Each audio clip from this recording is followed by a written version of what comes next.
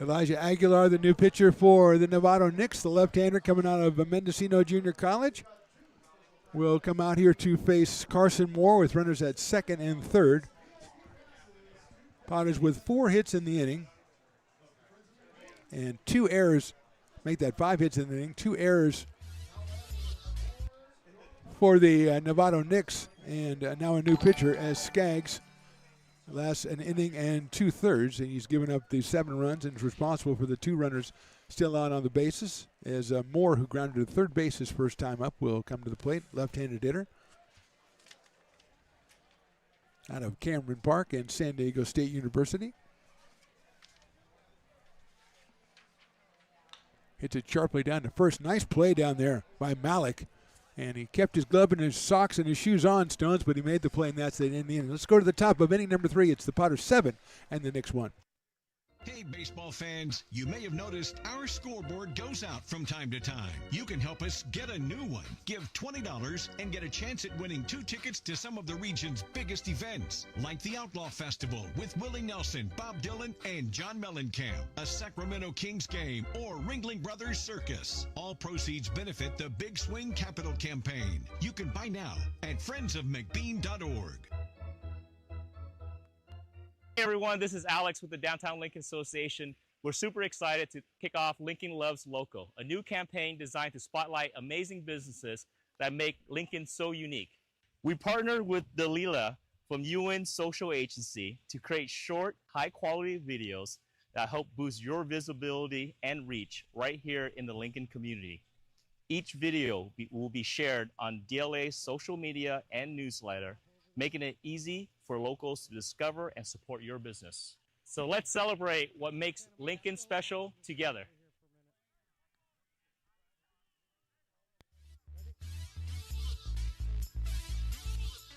Top of inning number 3. We apologize for some technical difficulties. We should be back with you right now to tell you that the Potters lead this one 7-1. They put 7 on the board in the bottom of the second. Landon Plout, the second Potters pitcher, will come back out to the mound. He came on in relief of Cotton in the first inning. Chase Cotton went an inning and a third, gave up 2 hits and 2 runs. He walked one, he struck out one. Plout came out and got the ground out in the second, and he will take on the top of the order. Drake Poitras will start us off, the center fielder out of Mendocino Junior College, the Mendocino Eagles, or Golden Eagles maybe. And Plout's first pitch at 85 is outside and low, 1 ball. And no strikes. Mark the Phantom Low here with you. Stones McCoy, Evan the intern, Chris Toy, Willie Preston on the PA. We got swing and a miss. We got Luke and Max running the track man and the point streak. We got, of course, Luke Statwalker, who is now an intern coordinator after his stellar performance last year. He's running down. He's handling the field. He's up here in the press box. He's doing it all. He thinks he's the boss. He does think he's the boss. Absolutely does. And he may be right. Yeah, I think that's he the is. thing. I think that's he the is. thing. Also, I noticed Elena is back from last year. Sydney is back from last year. So that's good to see. Always good to see the returnees. Where are they at on your rankings board? Rankings, I only have the returnees ranked. Okay. So right now. So I have Sydney first, then Elena, then Luke Statwalker, because Luke's management now, so I can't put him number 1 anymore. I think you're going to slide Evan in there at 4, I think. Evan doesn't get on that. He's got to put in more than 2 innings. Oh, okay. You know what I'm saying? All I mean, right. I like the kid. He's doing really well. Okay, great. Swing and a miss, and that's a strikeout for Landon Plout. Poitras is out on strikes, and it'll bring up Brody Miller, the catcher, who drew a base on balls back in inning number 1. Let's see, Brody out of also Mendocino Junior College. First strikeout for Landon Plout.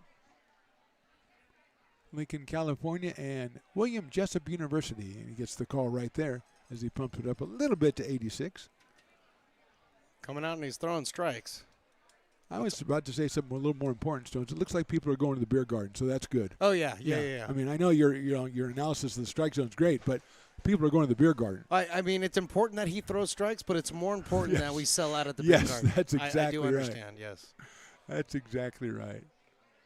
That's a ball. Oh, for the days when we had one guy buy out the beer garden. Remember that? Oh, yes, I do. That was fantastic. I know exactly who it was. I know. We're not talking out of school here. Come on. It was amazing. We might see that offspring show up here pretty soon after the ballpark. Yeah, absolutely. Fastball misses. I like how you said that offspring. That offspring. There's a couple other offspring. Yes, there are. We're obviously more physically imposing. A tremendous lefty who was pretty physically imposing. That's what himself. I'm saying. Yeah. And then Dad. Oh, well, that's scary. Inside. That's something that's like on your Facebook memories. It's something in my mind that just pops up every once in a while. Oh, that was so cool. It's always that's one of my best memories of Lincoln Potters. Yeah, dude. it's always awesome. Sometime in May, I get that memories thing. Yeah. And Muscle Man is standing right next to me. Scares me. Fell back to the screen. But then again, he did buy a full keg of beer. I know. So, what are you gonna do? He said, dude, it'd be just like probably less expensive if you just paid for everybody to have beer. No, I'm buying the keg. God, I love that guy. I wonder if he got to take the keg home. Whoa. Right? You'd have to put it on the plane, though. Yeah, that's all right. He could probably do it. I think he would do it. He'd just hold his hand out the window. 3-2 pitches fouled back again, so we'll do it again. 3-2, one out here in the top of inning number 3. Nice little battle going on here, pitcher and batter. Miller versus Plout is what you're talking about. Miller versus It Plout. does sound like a custody battle. It does sound a little bit constitutional battle, something like that. Oh, yeah, I like that. That would be Miller versus the state of Arizona or something like that. I was on one jury. That is in there. Call strike 3. I'm on one jury, and I was just an alternate, but now I feel like I'm an expert on the legal system. Right. Yeah. You had a heck of a jury experience, too, if I'm not mistaken. I did. It was crazy. We had to take a break once for a week because they ran out of judges, and our judge had to go judge a different trial. Because if we didn't do that trial, the guy was going to be set free because of his time constraints or whatever. Can't they just get AI to be the judge? I think they will now. I think so. Judge AI, Judge Al. Judge Al. Presiding Judge Albert. And is in there for a strike, and Plout is into a little bit of a groove, and Will Tokar is 0-1, the sophomore out of Santa Rosa. Fly to right field his first time up, hit it out to Jackson Norton out in right field back in the first inning. Took something off that one, just missed a little outside. 1-1. 2 more games in this series, tomorrow 105, and then on Monday, Memorial Day, also 105. I don't have my promo calendar yet, Stone, so I don't know. I know every day you can get good beer. I know that. Fouled out of play. That's a schedule. Thanks for the schedule, but that doesn't tell me your promo calendar. No, that doesn't. Right. I do get to say, as we mentioned before, that our league, the PEL, Healdsburg, Humboldt, Medford, Solano, and West Coast are back, but the Marysville Giants. So we got a little bit of more of a kind of a regional rivalry going on again. Well, we got to replace Yuba. Check swing is high. Now, do we know what kind of broadcast situation they have going on up there? Do they need somebody? Can we go up and do their games too? We probably could, but I don't. Are we going to have that conversation right now? I don't know. I don't think we should. I remember the guy we talked to back in the day who was doing the Yuba games. I think his name was Todd or something. Yeah, Todd. He's a good guy. Yeah. Hopefully, maybe he's still up there doing it. That would be great. He works for the radio station. Does he? Yes, he still does. Absolutely. Yeah, it's kind of overrated radio. Yeah. Yeah. Watch out, Todd. They'll turn on you. I'm just trying to help Todd. And that guy knows. Yep. 2-2 or 3-2. Excuse me. Popped up right side, out of play. I didn't see the parking lot Potters today. Oh, there's a couple of them here. Are they? Yeah. TJ's here. Oh, there's TJ. I didn't see Don though. No, Don's not here. I didn't see Don yet today. What about Tom Jones? Oh, that is TJ. Duh. Yeah, hello. What about Don? Duh. Yeah, T-Mac is here too. Okay, T-Mac's what I was thinking. I don't see Don. That's a tremendous organization. They've been here since we've been here too. Probably before us. Long before us. Well, it was only 1 year before us. That's inside ball 4. Long time, though. It can be a long time. That's true. Troy Rizzo will be the next batter, the cleanup hitter who struck out back in the first inning as Tokar goes down to first base. Beneficiary of that base on balls from Landon Plout. Landon at 5'11" and 185. Lefty on lefty with Rizzo, who made a nice catch back in the bottom of the second inning. Check swing. I think he went around up, and the umpire agrees. It's 0-1. See a lot of personalized jerseys, Potter's jerseys, Stones. That's pretty cool. You got Mama K down there. Oh, there you got Piper. Can't see if it's personalized because his peacock tail or whatever it is in the way. Yeah. That's a good-looking pitch right there from Landon. 0-2. Oh, okay. I see the hot dog now. It does not look like. You're right. It does not look like a pumpkin. It does look like a hot dog. Yeah, a little mustard on the front. Yeah, well, Piper's little got mustard in the back. Piper's got the hot. Is that party in the front? Yeah. Hot dog in the back. What? That's right. That's right. 0-2 outside. Well, Piper's got the hot dog trailing in his wake. Surprised Piper's not chasing the hot dog. He doesn't have to. Yeah, that's when true. you're Piper, hot dogs come to you. Yeah, they just show up. So do Lady Peacocks, if there's such a thing. That's hit well down the right field line, giving chase as Jackson Norton into foul territory and makes the catch, crossing the line for the out. Rizzo hit it pretty well, but Norton up to the task. We go to the bottom of the third. Potter's on top, 7-1. Lincoln provides all the charm of a small town, yet still provides access to excellent local medical care. At Lincoln Urgent Care, you can find expert services and a compassionate staff available 7 days a week. Our friendly front desk staff will welcome you when you come into our brand new facility. Your wait time will be minimal at our walk-in clinic, unlike the emergency room. From broken bones and lacerations to allergies, flu shots, and illnesses, we treat a variety of urgent medical conditions. What sets us apart is not just our central location in Lincoln, but the convenience of our extended hours, including weekends. We've become Lincoln's first choice for urgent care because we treat patients of all ages for a variety of conditions and take most insurances. We're proud to be an approved provider for veterans and welcome in our military patients. From our family to yours, we're here when you need us.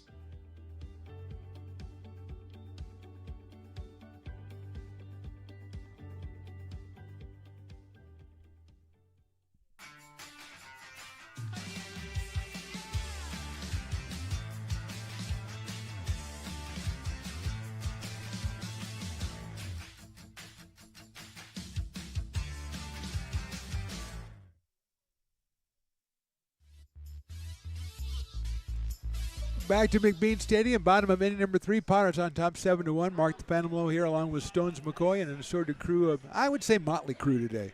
I think Evan is picking up everything very quickly. We've only gone off the air once, and he's been here 3 innings. Yeah. So that's not bad. Well, and it's definitely a motley crew when we have the toy working up here, too. Is he up here still? Well, and of course he's not, and that's what turned it into a motley crew. I knew he was here for a while, and then all of a sudden you mentioned him, and I said, oh, yeah, he was here. He hasn't left. We haven't gotten rid of him yet. Mason Belding, a 2-run single to his name in the second inning, is back up here to start off the third against Elijah Aguilar, the left-hander, who delivers, I thought was a strike, and the umpire agrees. And it says 81, but that seemed a lot louder smack than 81. It's because we actually have the on-field mic turned on for this inning. Okay, great. There's always a reason. Oh. No conspiracy theory there. It's always we have the mics turned on. I can turn it off. I'm the all-powerful Wizard of Oz. Turn on the mics. Love that movie. Popped up. Calling for it at first base is Malik. He is in foul territory, and he makes the catch. For the first out, brings up Ryan Jackson. Ryan singled his first time up and later scored. Playing out in left field for the Potters today. Out of El Cajon, California, and San Diego State University. The Aztecs? Very good. I'm learning. Very good. Yeah. Yeah, the Aztecs. I do listen to the words that come out of your mouth. Yeah. Occasionally. After 9 years, I picked up one thing. One tidbit. You said 27 million words, and I listened to 3. And there's lots of Eagles. Yes, Eagles, Falcons, and Cougars. I forgot the Cougar one. Well, actually, I think it would be Falcons, Eagles, Cougars. Okay. I think. As Falcons, they're kind of a very. They're a bird. They're an impressive bird. Yeah, a predatory bird. Well, yeah. It can be, sure. I think they're qualified as a predatory bird. If you're doing predatory, then you do the hawks. I don't think there's enough. I think fighting hawks is a good Fighting name. hawks is pretty good. If I start a community college, I'm going to call it this whatever, fighting hawks. Not the fighting osprey? I think there already is an osprey. I know, but not the fighting osprey. That's true. Yeah. See, I'm helping you out. You are helping me out. Although the odds of me starting a college is probably not that high. Some Peloteros guys are kind of yelling at us. I think they want to sell all their tickets. There's a chopper cut down by the third baseman. He's going to have to hurry, and it won't be in time. Joseph throws over late, and Ryan Jackson has himself his second hit. 6 for the Potters in the game. And with 1 out, he'll bring up Perrin Bland, the shortstop. Quick shout out to Mr. Fred Diome. I'm assuming the father of the. Don't assume. I'm going to, because he subscribed to the channel. So thank you very much for subscribing. We appreciate you very much. Oh yeah, we do. So we do appreciate that. He's listening. Yeah. Subscribe to the channels. That way you'll get alerted. You'll never miss a game. Never miss a game. Like tomorrow's 105. Maybe you didn't know that. There goes the runner. The pitch is swung on and fouled. Hit and run in effect, or run and hit if you want to look at it that way. But Bland fouls it off out of Meridian, Mississippi. Again, Chipola College. Oh, I did get a little bit of information. Did you look on that up yes, for I me? did. I thought you were going to. No, Chris would have done that, except he left. I did. He'll sometimes be helpful, and then he'll sometimes be gone. So that's basically it. Like right now. He's the Axl Rose of interns. When he shows up, it's a great show, but he will be 3 hours late. He will be 3 hours late. But he will do Welcome to the Jungle. Gulf Coast State, they're the same conference as Gulf Coast State College, so it's Florida. We're talking about Florida here. Oh, is it really? Yes. Okay. Well, he's from Mississippi. That's why I said okay. Yeah, so they're in the same conference as Tallahassee, Pensacola, North Florida State. So they're in a pretty big conference over there. It doesn't tell me what their nickname is, though. Well, because I'm having a hard time because it looks to be like an Indian head. And they are on 3094 Indian Circle, so I'm not sure if they're just kind of putting the two together or what. You can't really say that anymore. Yeah. No, you can't. Well, we'll figure it out. Bland hits it sharply, but fouled down the third base line. So if I had to guess, I would tell you they're the Chiefs. Oh, I like that. Okay. The Chiefs. Chipola College what do you Chiefs. think? I like it, but that doesn't mean that's what it is. Well, we're going to go with that until somebody corrects me. How's that? Well, you had it right up in front of you. Why didn't you just look at it? Because I looked at All right, it, hold and on. it's really Stop. hard to Evan, tell. look it up. Evan, look Let's it see up. if Evan can do two things at one time. Okay, we're going to get the intern doing intern duties. Line drive off the third baseman's glove into left field, a base hit. Coming around second, it's Jackson. He is going to go back as the throw kind of was supposed to go to third and went all the way to the catcher. Good try by Dominic Joseph to try to stab that one, but a base hit, a solid one for Bland. And 2 on and 1 out, and here is Jordy Lopez. Yes, Mr. Giggles. Okay, so Chipola Athletics, okay, they're not the Athletics, though. They are not the Guardians. They're the old version of the Guardians. That's what their name is? That's what their name is. My favorite college. Go ahead. The Chipola Indians? That's it. They slipped through the cracks. They slipped through the cracks. They are unwoke. And that's outside to Jordy Lopez, who has walked and grounded out. See, that's a great find by you. That's the Chipola College unwoke is what I'm calling him. We'll give half credit to Evan for finding it. He had to show me. He had to show me the letters. Wait a minute, you're giving an intern credit on the first day. There goes the runners. The throw to third base is not in time, and he's under the tag. That's a nice throw by Miller and a wonderful tag by Joseph on a ball that could have easily got into left field. But Jackson steals third. Stealing second on the back end of that is Mr. Bland. And so second and third, 1 out. And Lopez with a 2-ball, no-strike count. We may have found the only college in America that could be. Yeah. Hey, guess who's here? Would you smell him? Oh, my God. It's Waldo's back. Excellent.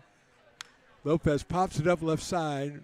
Joseph shields his eyes, and it will go out of play over the very oversaturated burn over there. There's a lot of people. That's a good fireworks watching place, too. That's the thing.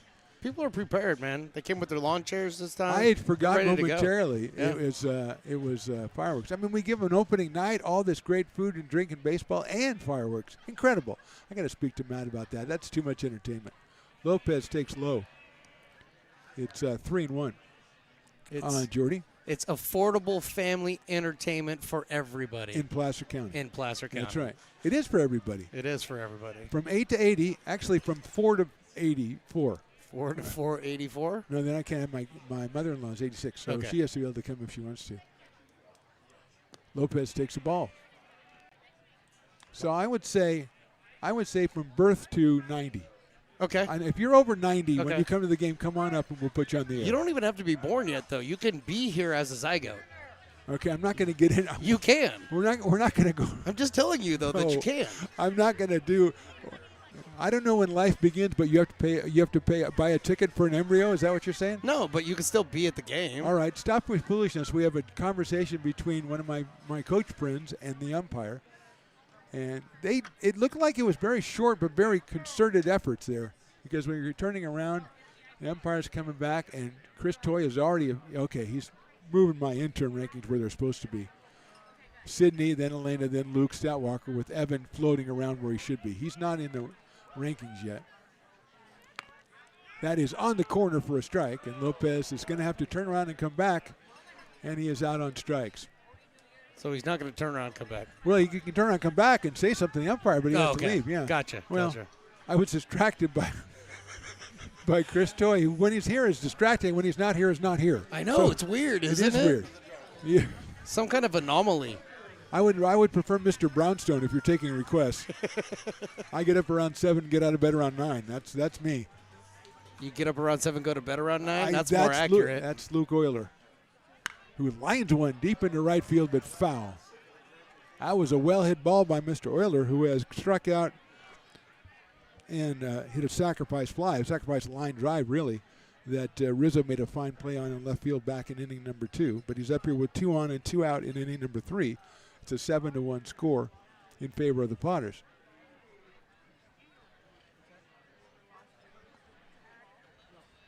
Euler takes high. Elijah Aguilar, the second pitcher for Novato. David Skaggs started with the first inning and 2/3. Aguilar's definitely, he doesn't pump the fastball. He throws a lot of off-speed breaking stuff. Potters are doing well to stay back. Euler takes that fastball. Looked pretty good. Missed the strike zone. 2 balls and 1 strike on Luke Euler. Comes to us from Rockland, California, and University of Nevada. 2 balls and 1 strike, not 1 ball and 2 strikes. We have it right. It's the scoreboard here that has it mixed up. Swung on and fouled at the plate. And you don't do that with an umpire. Umpires, they look at that scoreboard. If that scoreboard's not right, they'll stop anything. And we never filled in Evan on that one fact of working up here. You can't look at the scoreboard and rely on that information. Right. I was distracted because the great Ray Garcia was walking out behind home plate, greeting some of his constituents as the unofficial mayor. Euler takes outside. That'll run the count full. 3-2 with Jackson Norton on deck.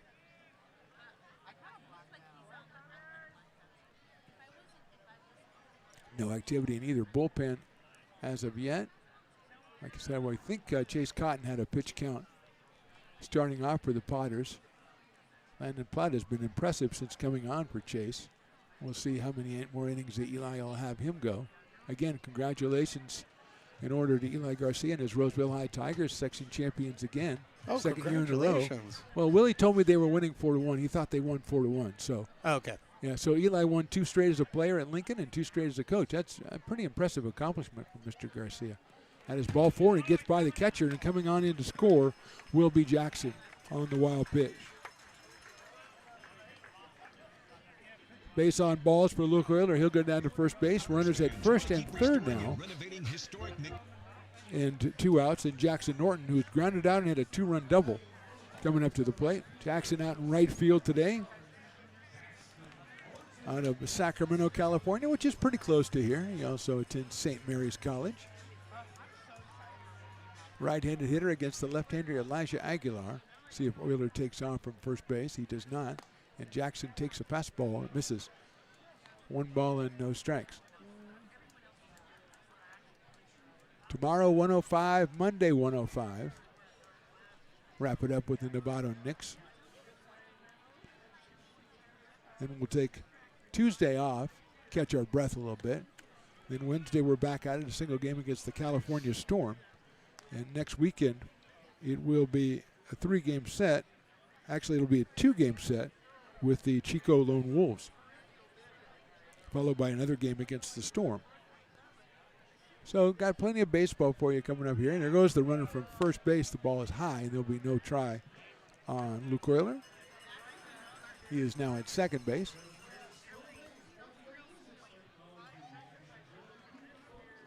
.3-0 count on Jackson Norton. Again, I'm sure Jackson has the green light if he feels like it. He feels like it, hits it high up in the air, foul.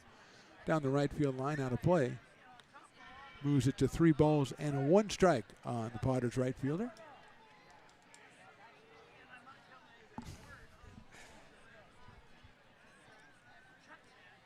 Beautiful night for a ball game out here. I don't think, maybe 85 when we started the thing, and it's getting a little bit better now. Takes high fastball, and that'll load the bases once again for the Potters and bring up Jackson Henderson, who has singled and reached on an error, so he is 1 for 2. Comes to us from Tuscaloosa, Alabama, and Shelton State. That's what we have to look up next, Shelton State, and find out. It's really disconcerting to turn around and find Chris Toy doing some sort of dance, and I don't know what it was. It looked like Belinda Carlisle of the Go-Go's. I thought he was doing the Skull and Bones. Yeah, I don't know what that is. That's a I don't strike going either. on. I just know it's a dance. That's all. What, did your daughter tell you that or something? No, Did you look it up on your MySpace account? Saw it on a TV show one time. Saved by the Bell? Possibly. Mr. Belting. Oh, Mr. Belding. That's hit high up in the air towards center field. Poitras now is given ground, moving back, and makes the catch. So 1 run for the Potters in the third. We go to the 4th inning. Potters on top, 8-1.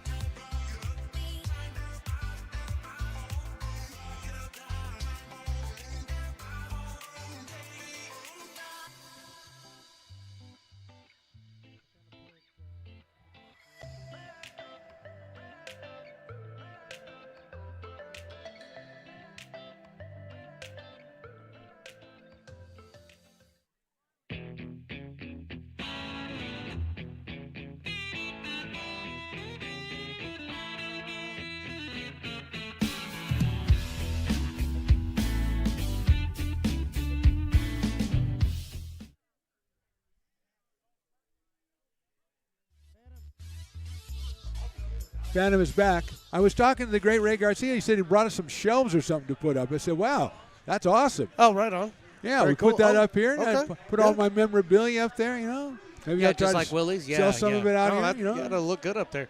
I was actually thinking about bringing some of the jerseys that I've got from home to put them along the back wall. So when we do interviews and stuff, got a little bit more, flair for the. Oh, listen to you. Are you okay with it? What, are you I'm giving not okay me? because I'm still involved with Ray and his shelves. Okay, Ray shells are better than my jerseys. No, I get it. Ray Shells but he gets his commercial break, and you get your commercial break. So I have to wait another half inning? Yes, and then we'll talk about your jerseys. Oh, okay. All right. Top of the 4th inning, Vinny Lencioni, and boy, after 3 outs, you get to hear Stone talk about his jerseys. So Everybody's stay tuned, chiming everybody. in. Lencioni takes a breaking ball. Landon Platt out there again for the Potters. He has looked very good. And Stones, I know you're impressed with the fact that he's consistently throwing strikes. He really is. And, I mean, it's a good pitch location. He's coming in and out with both of his pitches right now, and he's keeping these Knicks hitters off balance. And there's a swing and a miss to kind of Just illustrate like your that. point. Probably Yeah. because he has those shiny. Well, his shoes don't look as shiny now It's as not they the did same. before. Yeah, it's not the same. It's Okay. not the same. Oh, this is why Luke Statwalker is the best in the business. Other than accidentally hitting the in button on the broadcast, Okay. he brought me pizza. So, I mean, He used to bring Riley pizza all the it time. happens. So it's a family thing. He used to bring it to Riley all the time. I know. That's how he got to the top of the rankings. I miss- Unfortunately, now he's management, so he can't. I miss that guy. Riley? Yeah, he could be here right now, He could be. We wouldn't see him. The guy weighs True. like 110. True. Check swing. Did he go around? I say he did, and so does the umpire. That's a strikeout for Okay. Plout of Lencioni. So Vinny is 1 for 2 now. He had singled back in the second inning, and to bring up Dominic Joseph, who also singled in the second, playing third base for the Novato Knicks, who trail this one 8-1. We are in the top of inning number 4 from McBean Stadium, a packed McBean Stadium. for the first game of the season. Just a lot of people, and they're walking around, and there's people in every seats, and there's people on the burn, and it's just a great night out here.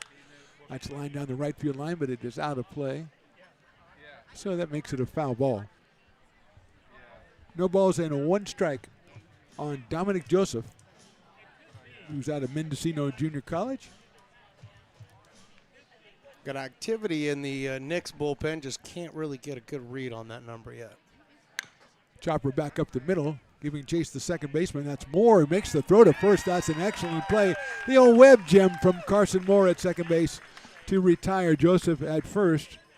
Dominic thought he might be going 2 for 2 in the early season, but he is now 1 for 2, and Josh Malik will come to the plate. Ready to get your feet set and get a nice, good, solid throw over to first base. Get that out. That's impressive, second base. Yeah, some of the importance of that is to be able to judge the hop and know that you're going to get there, so then you can get those feet set. Yeah, good point. 2 outs. Malik grounded out, RBI ground out back in the second inning. And he takes a break and pitches low for a ball 1-0. Hit it off the pitcher's glove out to shortstop, where Bland threw him out at first, but he scored a run. Lencioni scored on the play. So 0 for 1 with an RBI is Josh Malik. Swings and misses at that one. Out of the College of Marin, Mr. Malik.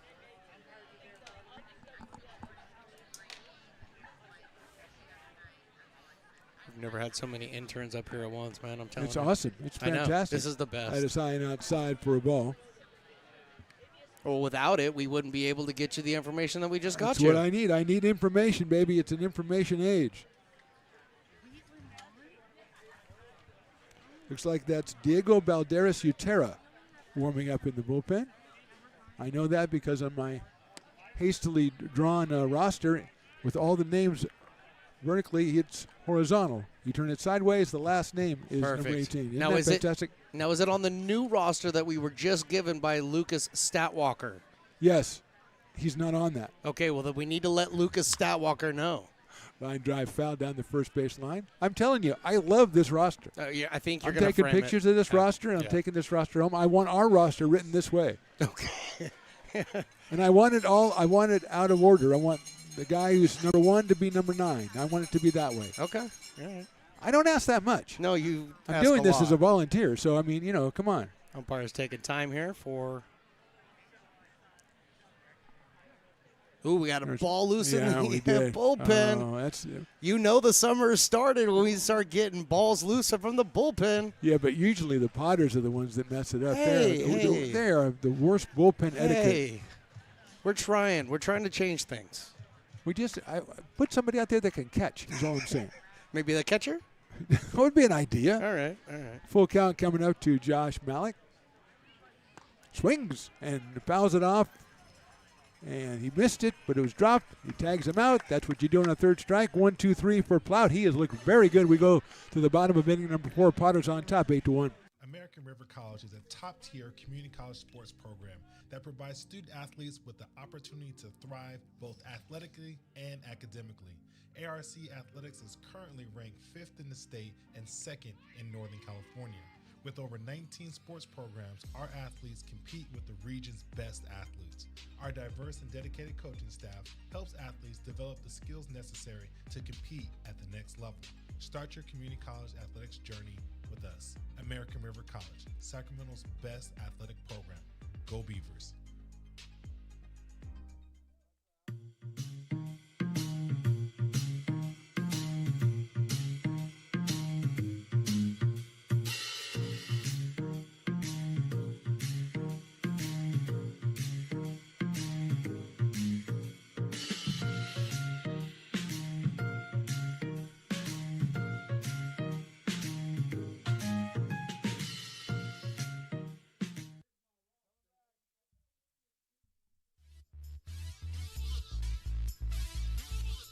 Welcome back to McBean Stadium. Bottom of inning number 4. Potters on top, 8-1. Mark the Phantom Low here, along with Stones McCoy and the great Ray Garcia. Chris Toy, Evan, the intern. We got Luke. We got Lucas. We got Max. You don't hear too much from Max. No. Max is kind of quiet over there. Of course, we got the great Willie Preston. If we do have a Hall of Famer in this booth, it is the great Willie Preston. He's been here since day one. He never misses a game, Stones. He's never he never missed misses a game. Never. The guy, I mean, The guy probably in his hospital bed he would have the thing and he would be announcing to here. Well, and somebody would call him up in the hospital and go, "We can't hear your speakers, Willie." I want to change my walk-up music. That's what we're going to Oh, that's right, yeah. I wasn't going to ask you about that. You know, I'd like to get my score. What would your walk-up music be? Oh, man. And then we can ask Evan, too, but he can't talk yet. I would, Aiden Diome starts us off. Who's Fred Diome is now a subscriber. Is that what you're Fred. saying? This one's for you, Fred. Yeah, this one's for you, Fred. I already said that. This one's for you, Fred. Well said. Aguilar delivers outside. I think that's still Elijah Aguilar on the mound. I have to see what number he is and then consult my roster. He looks like the same guy. It does. It does look like the same guy. That's lined foul down the first base line. 1 ball and 1 strike. Ray with a great tidbit of information. Chase Cotton, who's today's starting pitcher, wearing number 22. And I thought he was going to have some tidbit about the Cotton, but ends up that number 22 has not been issued since the first season of the Potters when Derek Molina, who went on to the Twins organization, was number 22. Yeah, that jersey is framed in the new Potter's office. Yeah. And, I totally had forgotten about that. So that's a nice little piece of history. That's great history. And do you think that if there was a Potters Hall of Fame, number 22 would be in it? That's smoke to right field. Is it going to stay fair? Yep. It is not. Oh. It is not. Man, we got to look at the replay. Oh, we don't have a replay right now. But if we did, we'd look at the replay. Well, we would, but we have an umpire who's standing like 10 feet away. I'm not sure I was trusting that call, though. Oh, right. The money is poking out of his pocket that the Novato Knicks gave him, right. Remember, these are non-league games. That's right, so anything goes. You can pay somebody off. Potters do have somebody up in their bullpen. And, yes, Ray, we do like the new uniforms, so you don't have to ask us. We're okay with the new uniforms. Pretty sharp. I am. Pretty sharp. I said they were sharp before you did. No, I had to point them out. I know you did. I didn't know. But I'm not sure if I like the black cleats with the New Jersey better than the white cleats. Oh, that's a great point. 2-2 pitches outside, 3 balls and 2 strikes to Aiden Diome. He is singled and reached on an error and scored a run, so he's 1 for 2 out of Roseville, California. Headed off to Arizona after this high school season, and he takes that one outside and grabs the base on balls to go down to first base and bring up Carson Moore, who, fresh off making an excellent play at second base, is 0 for 2 so far.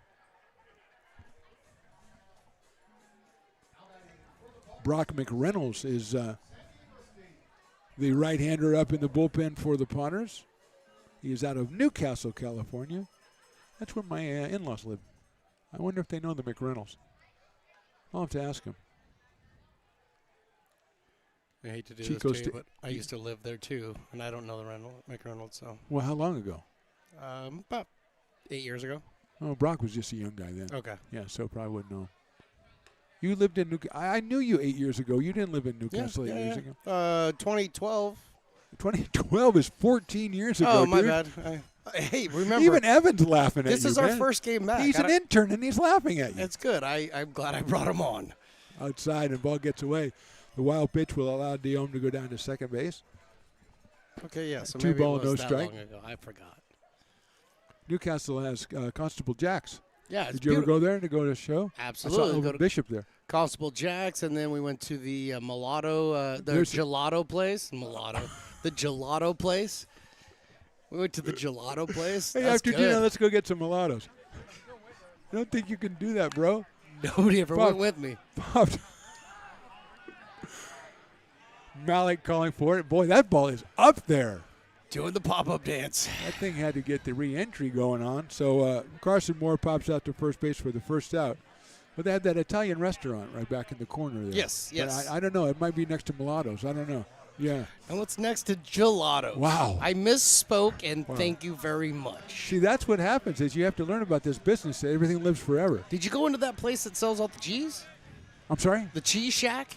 No, I didn't. Yeah. But I've seen it. Yeah, the place is good, too. I've seen it. It's a good cheese place. Yeah, good sandwiches. There goes the runner. Pitches a strike. The throw to third base. Beautiful. Right on the money. And he's in there. It's a really good throw by Brody Miller. But ahead of the tag was Aiden Diome. That was really close. A good, strong throw down to third base. I actually thought they got him. I think maybe the ball was there, but I think he got around. I don't think the tag was applied to Aiden, and he went around it. And the pitch was called, I believe, We got too many people out of the dugout again. So we don't know what the count is, but we know there's too many people out of the dugout. We'll leave that was called a ball, but then again, he faked me out earlier when I don't think he made the strike call, and it was a strike. So Belding, who has a single and has popped out, swings and misses at that one. Mason singles back in the second inning, drove in 2 with the single, and then popped out to first in the third. So he is 1 for 2 with the 2 runs batted in. He's followed by Ryan Jackson. Chopper down to first base. Malik steps back. He's got it. The runner will score as he steps on the bag for the second out. So Diome scores the 9th run of the game for the Potters. It's an RBI for Belding, his 3rd. He is 1 for 3, and Ryan Jackson comes up to the plate. Ryan out of El Cajon has up till now singled and singled. So he's having a pretty good day, pretty good debut. He's also scored twice. So you're saying he's batting 1,000? I say he's batting 1,000. He's scoring 1,000. He's doing everything 1,000. Okay.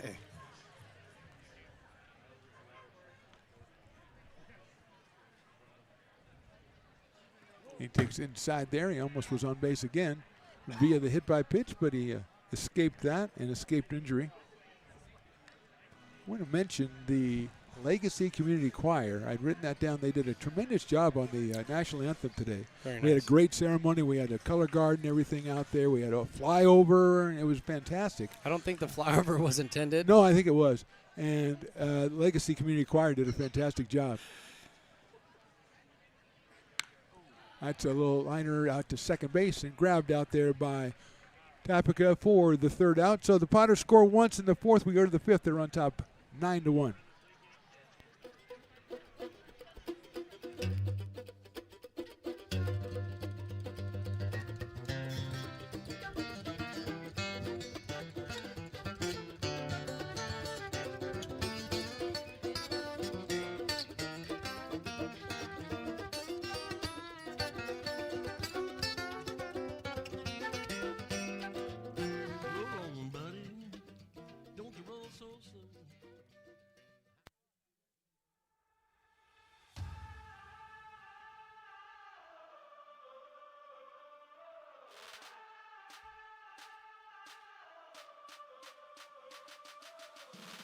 You are Laborers Rising.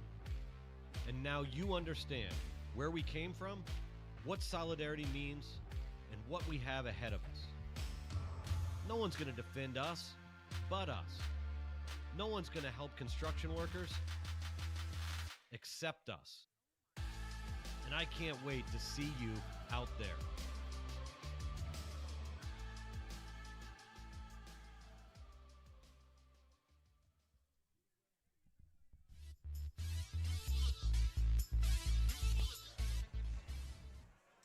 Brock McReynolds, the new pitcher for the Potters. He follows Chase Cotton, who started in Landon Plout. And Stones, while I'm writing stuff down, I was going to say, why don't you talk about Landon Plout? But, of course, you're eating pizza. So, folks, this is not going to be, when I send in my tape to try to get a job with a big club, maybe a AA or something, I'm not going to put you eating pizza on it or saying mulattoes. Why not? Because you'll get a job and I won't. That's right. There you I go. will. Shout out to another subscriber that just chimed in, the great Alex Sorrell. Thank you for chiming in. We appreciate you. We Thank appreciate you for you your staying patronage. after the unprofessionalism that Stones is exhibiting. We appreciate anybody who joins the crowd. But talk a little bit about Landon Plout. He's out there 2-2 innings and did a great job. Landon Plout just from the left side, he can control both left and right-handed hitters, which is one of those unique things because normally a lefty, you're going to have better matchups against the lefties. But he was really doing well with both lefties and righties. It was a very nice, impressive first performance. Tanoke Tapia is the hitter off of Brock McReynolds. The right-hander delivers, and it looked like it was right down the middle. The umpire agrees, and it's 0-1 on Tapia, who flied out to center field his first time up. Top of inning number 5. New catcher for the Potters, that's Dylan News, number 18. 28. No, 28, Ethan Johnson. Well, And Again, we get there eventually. if you tell me 18, I'm going to say the guy was 18. Okay? You know. And if it's 28, then that's fine. It's Ethan Johnson, and that's all that matters. I So did- Johnson takes over behind the plate for Mason Belding. You know I retired from doing this, right? I do know. Okay. Now I know why. Okay, thank you. Look at Piper leading a group of guys all wearing blue shirts and stuff. It looks like it's his little ducks, and he's going out to the pond. It looks like 5 Pipers in a row. It does look like it. It's awesome. I like it. Maybe Piper's going to have a great season. It is season number 10. Was Piper always the mascot, do you know? Did we No. always have to ask? Remember, our we guys. had a goat for a while until somebody that's stole right. it. Oh, right. And I don't know anything about Cletus. that. Cletus. You know Allegedly. you know exactly what happened to Cletus. Allegedly, I know what happened to Cletus, We're but going to have a trial on that one. Tappy at the plate with a 2-ball, 1-strike count. Outside, 3-1. You got a little pizza on you, bud. Oh, good. About to put on my new shirt. Oh, man, what a season. What a season. Season number 10. Great crowd, great game, okay company. Well, Ethan seems like a good guy. Thanks. Yeah. Love you too. Sharp to second base on the hop. Oh, nicely done, Carson Moore. He's flashed the glove out there today, Stones. And that was kind of either I'm going to get it or I'm going to look good not getting it, and he got it. It's a tricky one because that's an in-between hop, and he didn't really back up. He just held his ground, and he was going to make that play one way or another. It was a nice pick and an easy throw over to first base. So Moore with a couple of web gems. Tappy is 0 for 2, and now Joseph Bediga, the shortstop, grounded out to first base his first time up, so he is 0 for 1. Oh, there's the first icy of the day. Well, I call him a snow cone. It's as big as somebody's head. That's a mass, and that's probably a small, too. That is what we call a shaved iceberg. Riley used to love those. Oh, I know, but he Riley wanted a does. chocolate one, and I'm still not sure No, how he we're going to wanted. make that He had some happen. flavors in his mind that existed that didn't really exist in the world. It still don't. Maybe somebody is, in the jungles of South America, they found that flavor, but they didn't put it in a snow cone. I'll tell you that. Drake Poitras is on deck with one out here in the 5th inning. And finally, left field and third base and shortstop have a little bit of a break as the sun has gone down on that left side. Oh, we had the Farmer's 5th. Willie's just realizing it's first game for everybody right now. Oh, okay? it's the Farmer's first batter in the Farmer's 5th makes an out. You get half off Farmer's Brew. And he's making the announcement as That we away, speak. Willie. Nice job. There we go, Willie. Willie. I tell you, he's the best. In the business. But, he kind of forgot about the Farmer's 5th. It's all right. I forgot about everything else. It's okay. Plus, we had the first guy at the plate in the Farmer's 5th was the goat batter. Yes. Or the dog batter. So is that like you get free beer then? If he strikes out, then they have to pay you and you get beer. I like it. That's lifted out towards second base. More significantly easier play on that one than the one prior. And there's 2 outs quickly here against Brock McReynolds. Out of Newcastle, California, Drake Poitras will be the hitter. The leadoff man flew to center in the first and struck out in the third, so he is 0 for 2 so far today. Drake, one of the multitudes from Mendocino Junior College. We found that's the Eagles. We found that Chipotle College is, what did we decide? Well, it's the Indians. That's right. Not saying it. It's the unwoke. I'm not going to be canceled. Well, I don't think you. You have I've already been canceled. You went to mulattoes, and so I think you're already canceled. So if I said those 2 words together, Then then I'd you- be kicked out? Is that what we're saying? You'd be so canceled you'd be back. Okay, Yeah, cool. you'd be double canceled. I'll try that between innings. First pitch in there for a strike. Second pitch is lifted toward right field and out of play down the right field line. So quickly 0-2. Potter's pitchers today looks like just 2 walks issued through 4 2/3, so that's good to see, especially early in the season when the rhythm is likely to be off because you haven't pitched in a while.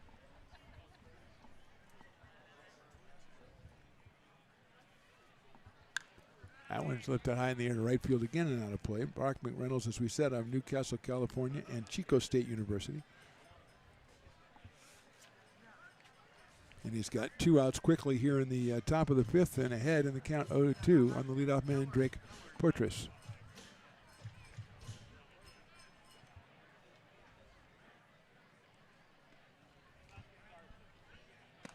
Misses outside with that fastball, right about 88, which is actually I didn't think it was that quick. So I mean, it's good to have a fastball that's faster than it looks. I think that's effective. I think he might be touching the top of his velo as well because, I haven't seen him up there just yet. Just getting it loosened up a little bit. He's got a 1-2 coming up. Fastball, does he catch the corner? He does. 87 miles an hour, good inning for the newcomer Brock McReynolds out of Newcastle. For the bottom of inning number 5, Potters on top, 9-1.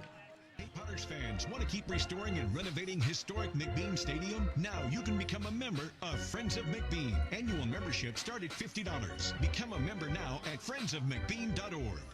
When it comes to your home's maintenance and repairs, Jeffers Resource Group has you covered. Our handyman services offer a comprehensive range of expertise, from minor carpentry to drywall, electrical and flooring for property managers, landlords, and renters alike. We ensure that every job is completed to the highest standards, so you can have peace of mind.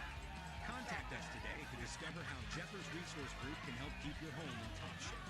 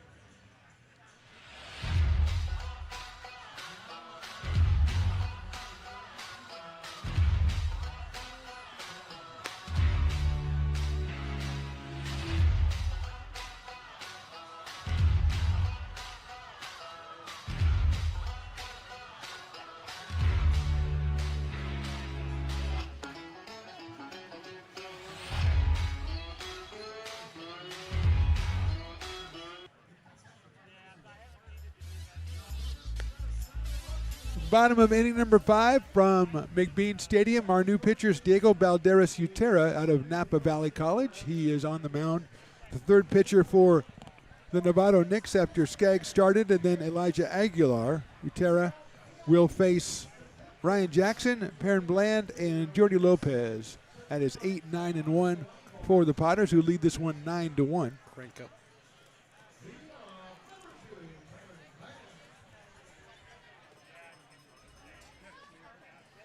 Make that Perrin Bland is the batter.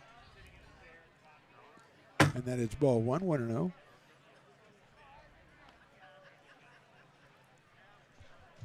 Bland has walked and singled, so he is 1 for 1, scored a run. The shortstop out of Meridian, Mississippi, and Chipola College. Takes a fastball, just misses inside at 83 from Utera. I don't know if you recognize, but the back of your it's on a Mendocino College baseball. Oh, that's cool. I like that. Yeah, like a lineup card you'd give at a community college game. Chopper down the third base line is foul. Those were the ones that were given to me every time I coached These are first cool. base. I like these. These are nice. There's Drake Portress. We've seen him today. Yeah. Aguilar, Batiga, Dominic Joseph.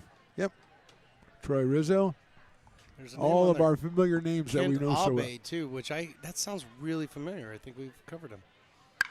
Hit well to left field. Going back is Rizzo. Going back, and that ball is out of here.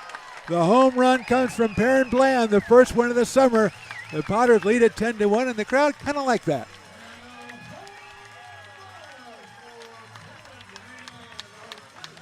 That was a shot. Yeah, that was a loud noise. Those mics they were working pretty well because that one was loud, but I don't think you needed it. It was that loud of a sound.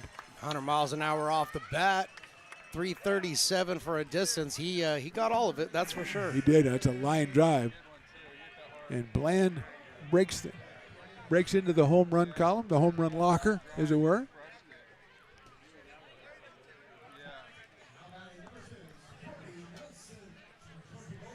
Brings up the leadoff man, Jordy Lopez, who's grounded out, walked, and struck out. So he is 0 for 2. Takes the fastball, misses outside and high. 1 ball and no strikes on Jordy. Comes to us from Elk Grove, California. Goes down to Berkeley, UC Berkeley. The Golden Bears. Oh, yeah, I know that one. You know that one? I do know that one, yeah. Shot to right field, fair ball. That'll get all the way down to the fence in the corner. Lopez going to second, but thinking 3 all the way. Throw comes in, and it won't even be close. Lopez, a very casual stand-up triple for the Potters. His first hit of the summer is a scorcher. Talk about 2 scorched ball stones right in a row. I don't know what that was off the bat. I'm going to say it was equal to the home run. Well, if he had a launch angle at all on that ball, that would have been gone. 104 off the bat. 104. So just smashed down the right field line. So that's 204 on 2 hits. Yeah. So we're averaging 102. Yeah, we're averaging 102.5. So that's today's hits, yesterday's favorites. Is that what that is? Yeah, fantastic. And our umpire, he's doing his normal He really routine. is. He has been on both sidelines, both dugouts, just trying to push people off the field. Do you think if you were his kid, you ever got away with anything? Never. Oh, my gosh. Never. And if you were like, you had your brothers and sisters and stuff, you were all like in one of the bedrooms talking, he would always poke his head in there. What's going on in here? What's going on in here? You guys better not be playing anything. He's the one dad that hid the baby monitor in the room, so he knew exactly even what was before going they were on. invented. Yes, Yeah, that's right. He has a reel-to-reel tape recorder. All of the baby monitors, he's got them dated each day. He's got it. A belt full of them. And it's outside for a ball to Luke Euler, who has struck out, hit a sacrifice fly, and walked. The designated hitter out of Rockland, California. 10-1 in favor of the Potters. Perrin Bland with the home run to start this inning. That one's fouled down the left field line. Then Jordy Lopez followed it up with a triple, which was hit even harder if you believe the metrics, the technology that we've got going on today. A bit of activity over there for the Novato Knicks in the bullpen. Got a right-hander warming up again. Takes a little while to get going.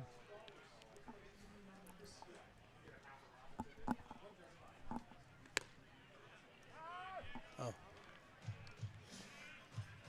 2 balls and 2 strikes. J.J. Spencer, the junior right-hander out of Simpson University, is warming up in the bullpen, although Stones is trying to obfuscate that fact and not let me read the roster because he's very petty. Sometimes. Yeah, occasionally. Swing and a miss on the breaking ball. He's going to have to throw down to first base to get Euler, and they do. I think we have a new first baseman, I was too. just going to say, we got a new first baseman. That's definitely not the same It's gentleman not Josh who's out there. Malik. That's Ryan Harp. Number 30. Ryan Harp playing first base. Freshman out of Mendocino. So Harp is in and Malik is out. 1 out here in the inning. Still down at third is Lopez and Jackson Norton, who has a ground out, a 2-run double, and a walk.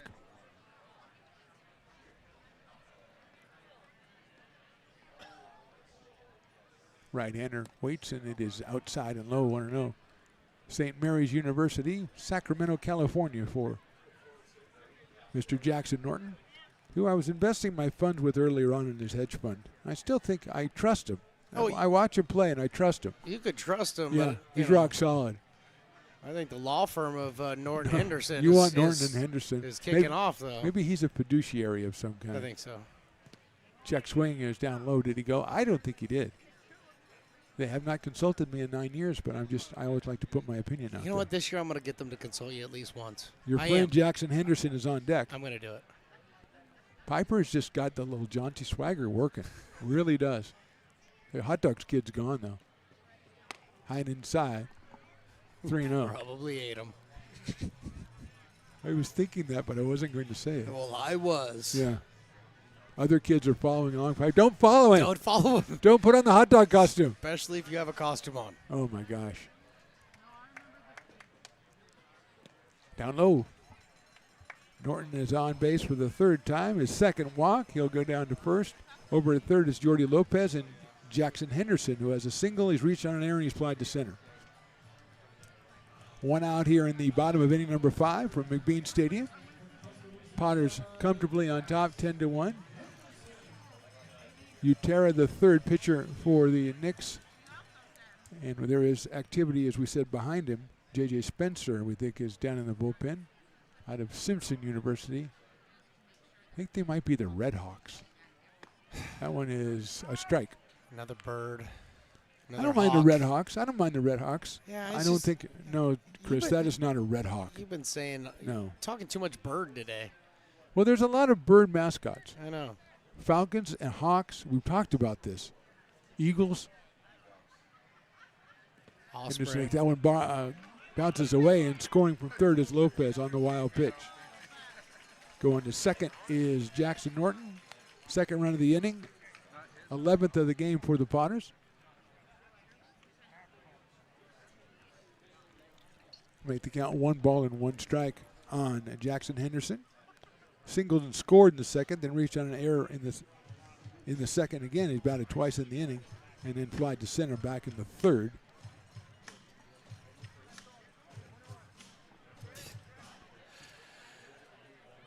Outfield straightaway, deep in left field for Jackson Henderson, who was out of Tuscaloosa, Alabama, and Shelton State. Pops that one up. Shortstop going out, center field coming in. Fatigue's calling. Now he gets out of the way. The center fielder makes the diving catch, although I don't think he meant to dive. It was a stumbling catch, and that was Portress. Makes the play for the second out of the inning. Well, Badiga over there at short, he just he was tracking that ball back, and it looked like it was his to have. And it really did. He just pulled up a little bit. So maybe the center fielder was yelling at him loud enough that he heard him and he backed away. But that was definitely a catch that I thought the shortstops had had. Ethan Grove off the bench to hit for Diome. Grove's out of Sacramento, California. Out of Elk Grove, California, Sacramento City College. So he'll bat for Aiden Diome, and we would assume go in at third base. Diome was 1 for 2 on the day. Our former Big 8 conference player. Yep, Sac City, the Panthers. The Panthers. The Panthers. Ethan takes the strike. Diome was 1 for 2, scored twice in his 3 at-bats, 2 official, and Groves takes over with 2 outs here in the bottom of the 5th. Left-handed hitter takes down low for a ball. Nice scoop behind the plate by Brody Miller. Potters activity in the bullpen. I thought McReynolds just came in, so probably going to wait another inning. Usually they like to go in 2 or 3 inning bursts here early in the season. And he had a pretty good quick inning, too. He did. So. Chopper out toward shortstop. Badiga goes to his left, scoops it up. He's going to have to hurry. Throws to first and gets him by a half step. That's a nice play by the shortstop, Joseph Badiga. But the Potters scored twice in the inning with the highlight of Perrin Bland home run. We go to the top of inning number 6. Potters on top 11-1.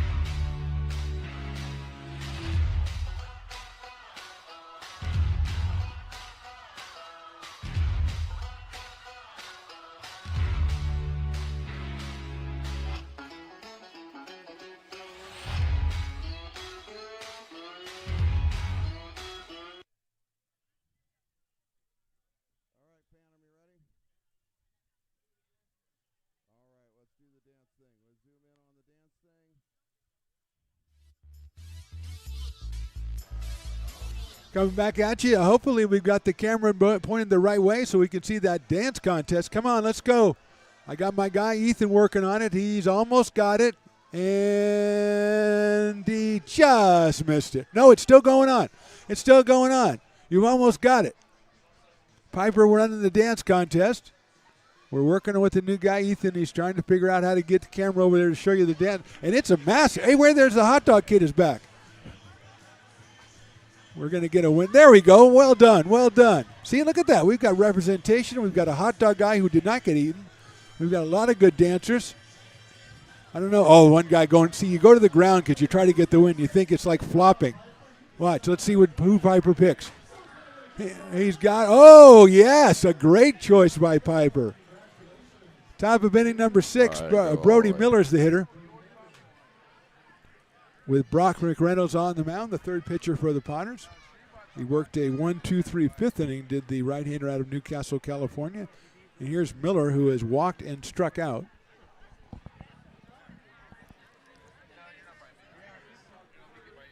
Got Ethan Johnson behind the plate. We've also got a hit batter right there. Miller will go down to first base. So I would assume we got Ethan Groves over at third base. He hit for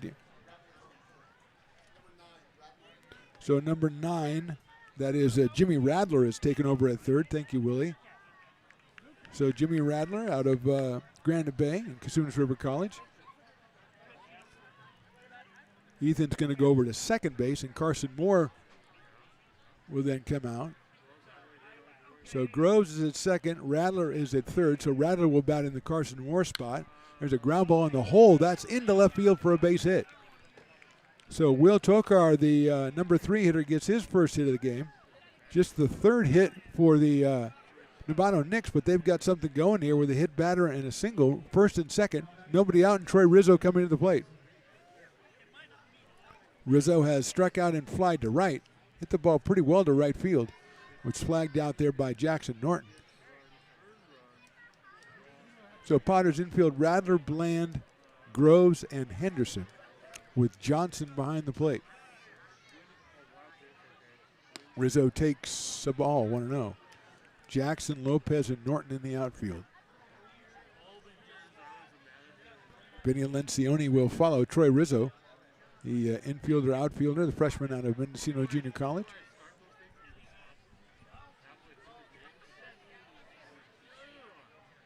That fastball's on the inside corner at 86 from Brock McReynolds.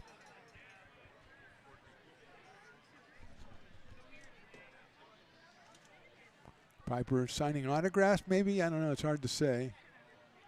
He was signing autographs. Good job, Piper. He's done a tremendous job tonight. That one is outside, off-speed pitch. 2 balls and 1 strike. Nobody out here in the 6th. Potters 11 and the Knicks 1. They got that one back in the 2nd inning.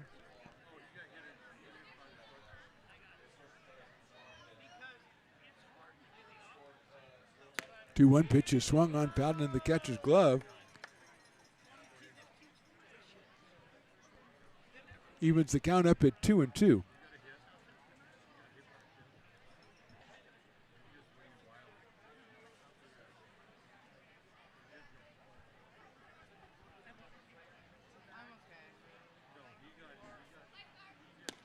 Check swing, down low.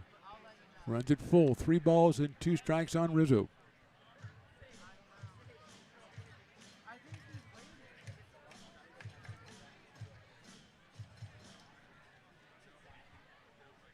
McReynolds checking the runners. Delivers the 3-2. Sails it outside, and we've got ourselves a bases loaded situation with nobody out here in the top of inning number 6. And we'll have Nate Kujawski go out and talk to his pitcher. And our hitter will be Vinny Lencioni, number 36, out of Cal State East Bay. Got activity in the bullpen for the Potters. Looks like it is number 30. That is Jacob Gergen from Albuquerque, New Mexico. 6'2", 175, but I don't know if he's been warming up long enough to be ready to come in here. Yeah, he does. Looks like he just started loosening up maybe, so probably not ready to come in the ball game yet. Oh, it's all McReynolds right now with the bases loaded. Lencioni has singled and scored. That was back in the second, then he struck out in the fourth, so he is 1 for 2. Vinny the DH tonight for Novato. First of a 3-game set between these two teams. Tomorrow 105, and then Monday 105 as well. LincolnPotters.com for all that ticket information.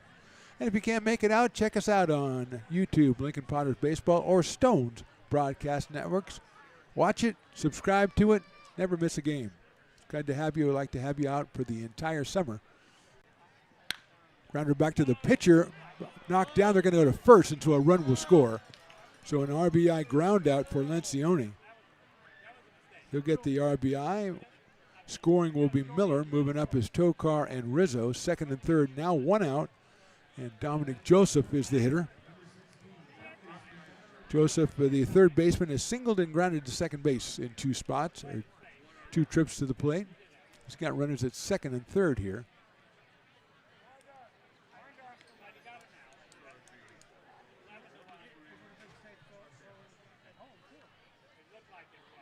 That one is delivered down low for a ball, 1-0.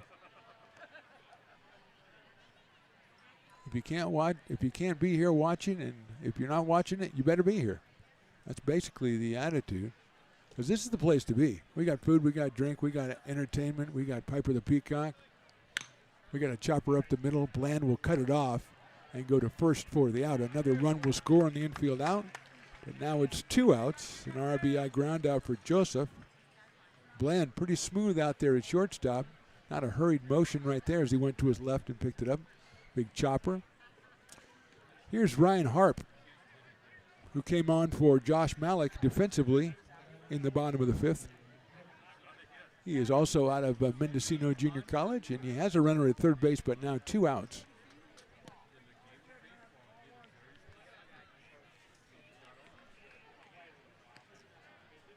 It's funny that there's all these rosters flying around, but everybody comes to me for my big roster when they want to find out what's really going on with the Novato Knicks.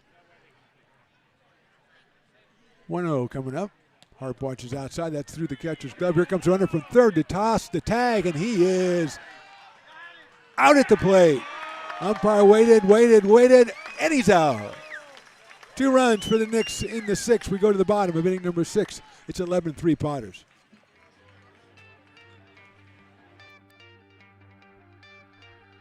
Gooseport Public House. We have sports on 10 big screen TVs, 23 beer taps with classics and crafts, a full bar with creative craft mixed drinks, live music, and most importantly, great fresh food. In downtown Roseville off Vernon Street, only 15 minutes from the ballpark. See ya at Gooseport.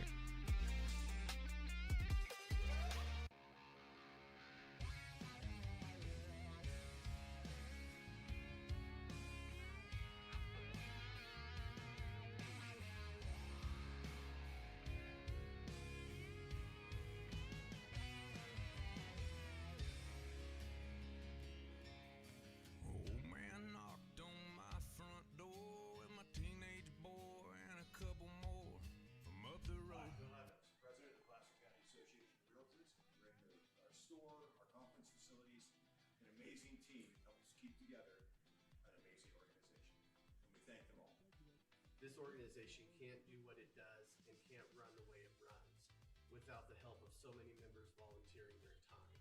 The success of the Placer County Association of Realtors is largely dependent on our active volunteer members to help our organization and industry. The work of our committees greatly impacts our ability to champion efforts across the board and giving back to the Placer County community wherever we can. Like all service organizations, I wanted to serve. And getting involved with the affiliate committee was the perfect way to do that.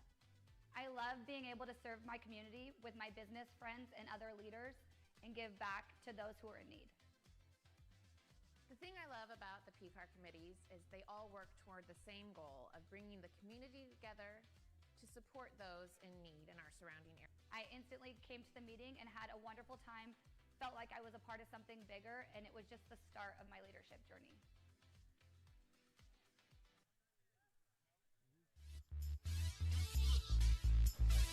Bottom of inning number 6. Potters lead at 11-3. The new pitcher is J.J. Spencer, junior out of Simpson University. He will face the new infielder Jimmy Radler, then then Ethan Johnson, and Ryan Jackson, the left fielder. So a couple of new hitters for the Potters here in the bottom of the 6th as they lead at 11-3.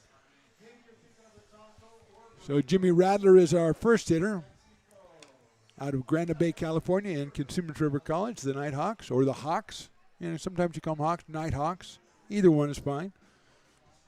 Up against, I believe Simpson is the Red Hawks. So Red Hawks against Nighthawks. It's a battle of the Hawks.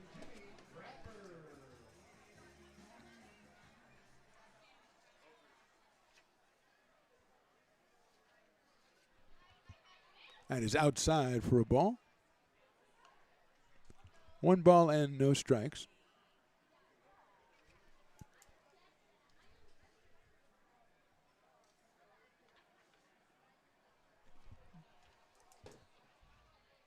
Spencer delivers outside.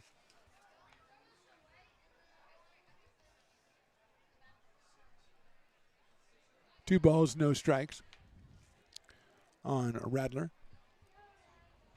First at bat of the season for the youngster out of Granite Bay, and the pitch is ball 3. So far, Jimmy has not had anything really to offer at. So he's wisely kept his own counsel and is ahead 3-0.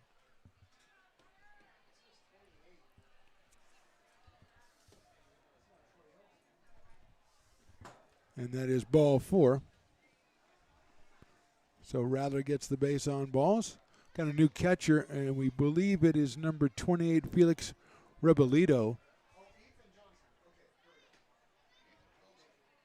And now Ethan Johnson is our hitter, his first at bat, as Mason Belding was 1 for 3 and drove in 3 runs and scored 1.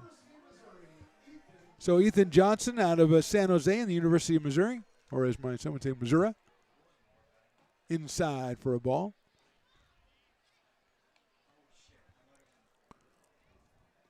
So Rebelito out of Mendocino Junior College, the freshman, is now the catcher.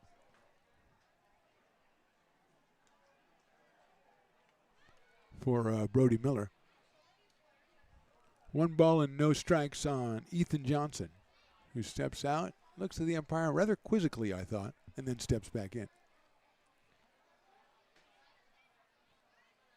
That is down low for a ball, so 6 straight balls out of J.J. Spencer to start off the bottom of the 6th.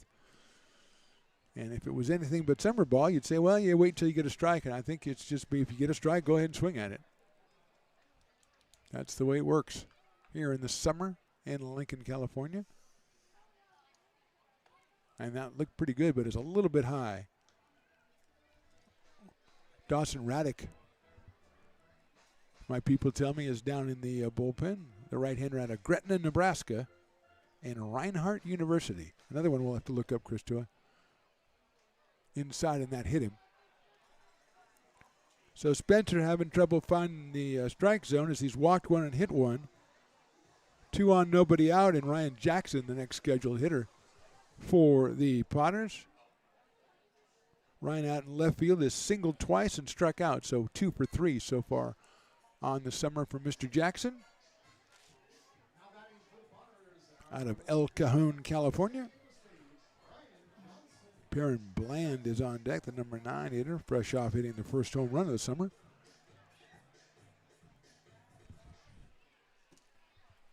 Of course, look up Rhineland University. What is it? Or Reinhardt University? The Eagles. Eagles, Falcons, Cougars. 1-0. Everything seems to be low from Spencer. As they hurriedly, the Knicks get somebody up in their bullpen to loosen up. Jackson looking at a 1 ball, no strike count.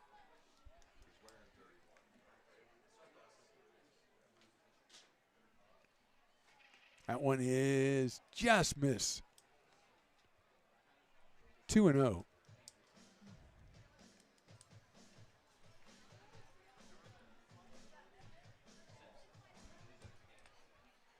Two balls, no strikes, no outs here in the bottom of the 6th. Potters on top 11-3. Great crowd out here. We got fireworks coming up tonight as well. Misses inside off speed, 3-0. Great matriculation at all the vendors down there. Fat Cat doing great work. Longhorn Lifestyle. Mexican restaurant, which I forget the name of it, and I should have remembered, but I didn't. That one's right down the middle for a strike. And obviously the bar down the right field line.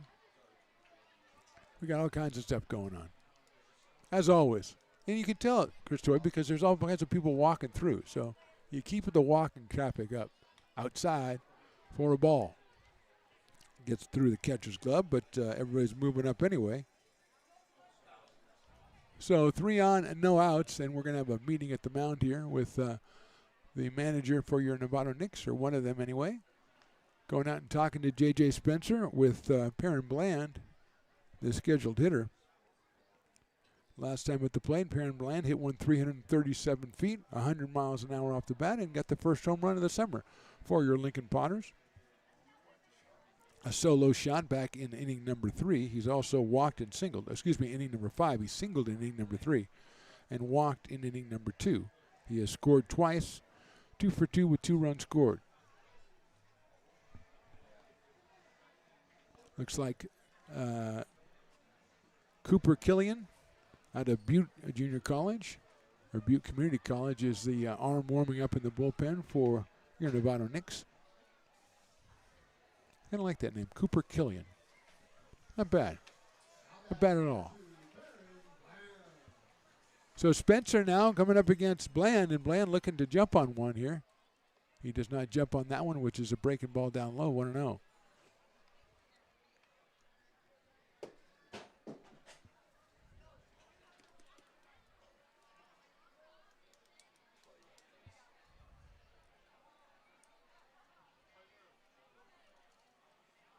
That one's lined into left field for a solid base hit. 1 run was scored. They're sending the second runner as well. The throw will be cut off and will not make a play. It's a 2-run single for Bland. He is hot tonight. 2 more runs for the Potters. They lead it 13-3. Stopping at second is Ryan Jackson. Bland now with 3 hits and 3 runs batted in. And it will bring up the top of the order, Jordy Lopez, who's walked, struck out, and tripled.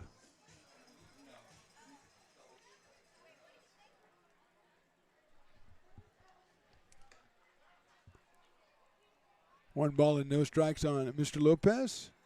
Grounded out in the first, walked and scored a bases loaded walk, so got an RBI in the second, struck out in the third, and then tripled and scored in the fifth. It's a sharp grounder to the right of first into right field, a base hit. Let's see if they send a runner. They will. Ball has come all the way through, and the tag is made. A nice play in right field by Will Tokar to throw to the plate. Ribadillo with the tag, and out at the plate is Ryan Jackson. Single for Lopez. Bland stops at second base. Give credit to Tokar in right field. I thought that was going to get cut off. They let it go through, and they had him by a considerable distance at home plate, as you probably saw on your broadcast. Maybe not the best idea to send him. I don't make value judgments here, but maybe not the best idea. Second hit of the inning, and Luke Euler's the hitter. Takes outside. He is struck out, hit a sacrifice fly, walked and struck out. So 0 for 2 with an RBI is Luke Euler, the designated hitter out of UNR.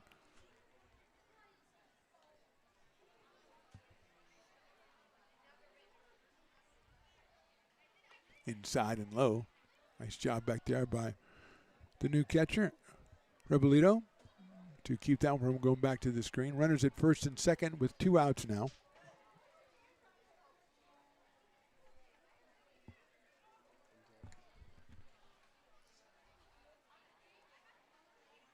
Check swing, inside corner, call strike. Landon Edmonds has come out on deck to bat for Jackson Norton.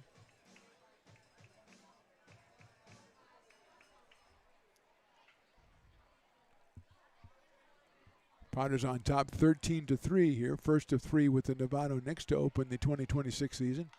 Swung on and fouled at the plate by Euler.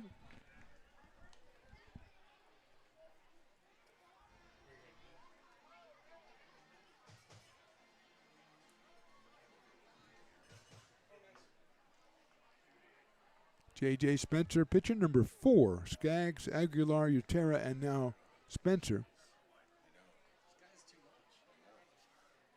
Fastball barely misses outside. Runs the count full at 3 balls and 2 strikes with Edmonds on deck.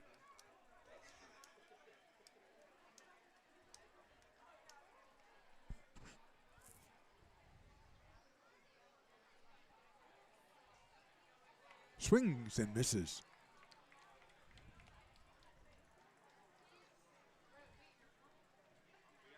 Okay, so that is the second out of the inning, and Edmonds will be the hitter. Landon Edmonds out of Franklin, Tennessee. He went to Snead State. He's in the portal now, I believe, because I read the article on him by the excellent article by Jordan Georgeson. Dad is MLB star Jim Edmonds, who has played for, most notably, the Angels and the Cardinals. 4 All-Stars, 8 Gold Gloves, and Landon is out here spending the summer out in Lincoln, California. The mascot for Snead State is the Parson. It's a Methodist seminary. The Parson. I'm going to call it the Parsons, though. You caught me on that one. It wasn't the Eagles. It's a chopper down to first base. Pitcher's going to have to cover for Ryan Harp. He throws it and gets him by a half step. It's a nice play by Harp. Covering was J.J. Spencer. So the Potters scored twice in the 6th. We go to the 7th. They're on top 13-3.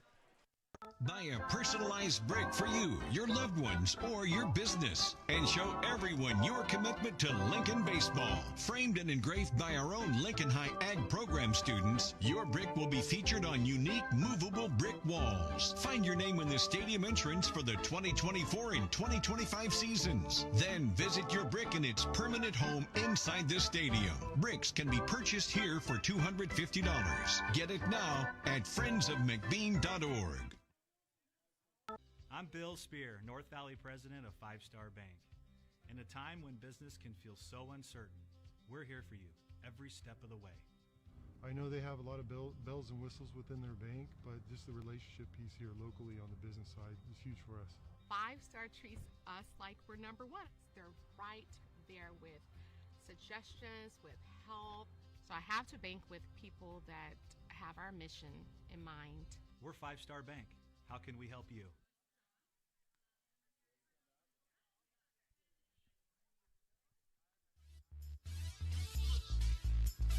Top of inning number 7. Brockman Reynolds out there to throw again for the Potters. He follows Chase Cotton, and Plout, the first 2 pitchers for the Potters. Plout was especially effective. 2 2/3 innings, no hits, no runs, a walk, and 4 strikeouts for the left-hander from Lincoln and William Jessup University. So good job by him. Good job by Chase Cotton as well. It'll be Ryan Harp, the first baseman. He will start us off. Then Tapia, the second baseman, and Bediga, the shortstop. So 7, 8, and 9 against Brock McReynolds here in the top of the 7th inning. The Knicks drew first blood with 1 run in the 2nd. Then they had 2 runs in the 6th. Potters was 7 in the 2nd, 1 in the 3rd, 1 in the 4th, 2 in the 5th, and 2 in the 6th. So they were held scoreless in inning number 1. They've scored in every inning since then. And we're ready to start with the top of inning number 7, and Ryan Harp will be our hitter. He's in there for Josh Malik, who was 0 for 2 with an RBI while he was in there. So Harp from Mendocino Junior College, the Eagles, as we've ascertained, will lead us off here, the left-hander, against Brock McReynolds. And it's hit back up the middle to his right. That's a nice play by Groves over to first base, scooped up, and he's out at first. Nice play by Ethan Groves at second base to throw out Harp, his bid for a base hit. Jackson Henderson over at first making the scoop over there, and that'll bring up Tapia, but I don't see if this is Tapia.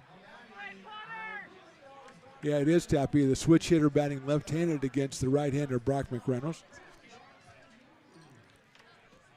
He has flied to center and is grounded to second. Something took off that one. It's right in there for a strike. 73 miles an hour from Brock McReynolds. Tapia, I don't think, faced Cotton. I think he had both of his at-bats against Landon Plout, so he was batting from the right side. He is our dueling dogs batter, which means as he fouls that one back, if he strikes out, it's half off dueling dogs for the next half inning, or the remainder of the inning. Now, he has disappointed the fans the first few times by not striking out, but you can hold out hope. Timing-wise, it's good, though. Oh, there's fireworks tonight, so they don't close the beer sales. So there you go. So everything's working for you tonight, Chris Toy. Everything's looking rosy for you, my friend. That's in there. Call strike 3. And the barks from the crowd do the trick. As Tapia goes down on strikes for the second out, and it's half off. Dueling Dogs down there at the old, I got to remember the name of our bar down there. I forgot that. What's it called? Oh, no, the Kiln is all the way down there. That's the VIP is the Kiln. That's the backyard something or other. It's got a very, very convoluted verbiage. It's a great place to get a beer, though. That's the whole thing. I don't know. Maybe that's the new name. A great place to get a beer. I like it a lot. That's down low for a ball as this is Joseph Patiga, the shortstop. Joseph has grounded to first and popped to second. So 0 for 2 so far out of Mendocino. Hello, people at the front thing. Go over one more window, and that's where Willie is. But it's nice to talk to you anyway. I don't know why you don't have a blue light or something that says on the air. Did Max tell him to come over and do that? Max was looking pretty guilty, like he did that, yeah. I'm going to talk to Max a little later. Fastball in there for a strike. 85 from Brock McReynolds. Patiga has two balls and 1 strike now. We are in the top of inning number 7, so hopefully we got a stretch coming up here pretty soon for the jam-packed crowd here, as that one is sliced foul down the first base line. First base coach with a fantastic play. Oh, man, I didn't even think he should have gone for that one. Oh, my goodness. Where's the replay? Where's the coach's box replay? I've seen Stones McCoy coach bases. He's never made a play like that. Not like that. I hope he's chastened a little bit. I hope he saw that. Who knows where he went, but I hope he saw that. That is ball 2. Ball 3 make it. I thought it might have been strike 3. I was dreaming on that one. I was thinking strike 3. I got ball 3.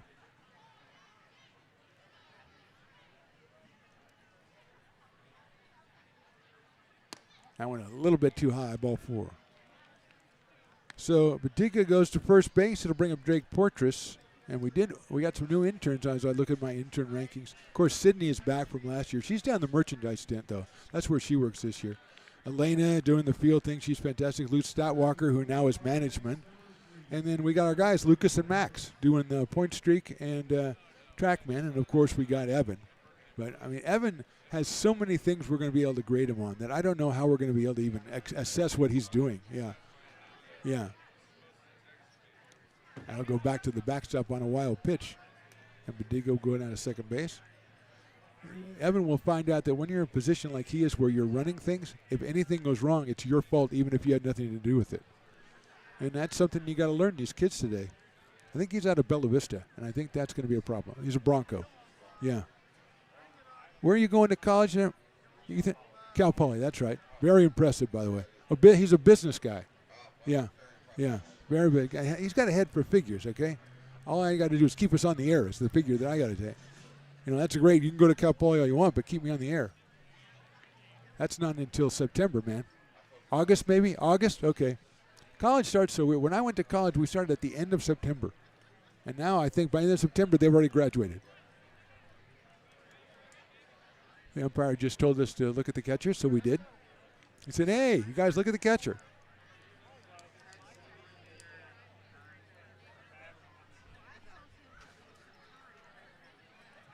McReynolds delivers to the plate 1-0. It is ball 2. See, that monitor just went out momentarily. That's Evan's fault. Oh, you think it was the umpire?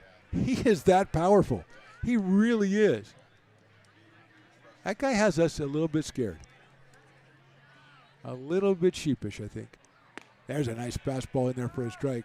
85 from Brock McReynolds out of Newcastle, where my in-laws have lived for, I'm going to say 50 years maybe 45, 50. I don't know. The stories are a little hazy, Chris, especially if you get later in the evening. That is really hazy. That looked good, No. Say no. No. 3-1. Oh, that's right. We do have half-off dueling dogs right now. I hope people are availing themselves down to the place, a good place to get a beer bar. That misses outside, and we got back-to-back base on balls here after 2 were out. So Poitras goes down to first. He's got Patiga at second, and formerly Brody Miller ball. I think we're going to get Felix Rebolito will be the hitter as Nate Gujowski goes out to talk to the pitcher. That might be the end of Brock McReynolds as far as pitch count is concerned, so we might get a pitching change here. We'll stay alert and find out if it's going to be as Nate goes out to chat out. And we do want to shout out one more time a guy we mentioned earlier in the telecast, number 1 Potters fan David Lightfoot, who couldn't make it out to the game. He comes out to many, many, many games. He's home watching. And David, we miss you, and we hope to see you out here again very, very soon. But thanks for checking us out. Thanks for being a Potter supporter. Jacob Gergen is again up in the pen. This should be Felix Rebolito. He's wearing a number that's unfamiliar to all of us, but we're going to go with Rebolito anyway. Even this very large roster I have, it doesn't have a number 31 on it.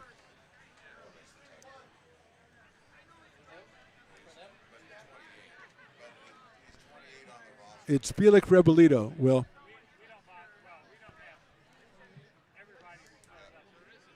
So 2 on, 2 out, and he takes a strike. 0-1.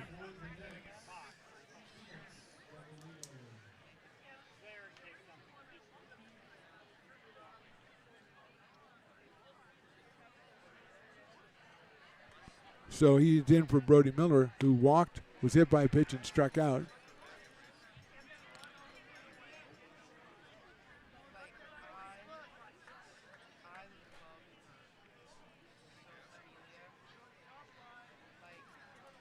First and second, 2 outs here. Top of inning number 7 from McBean Stadium.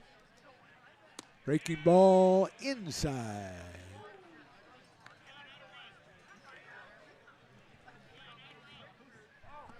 One ball and 2 strikes, I think. It's 1 and 2. Evan and I say 1 and 2.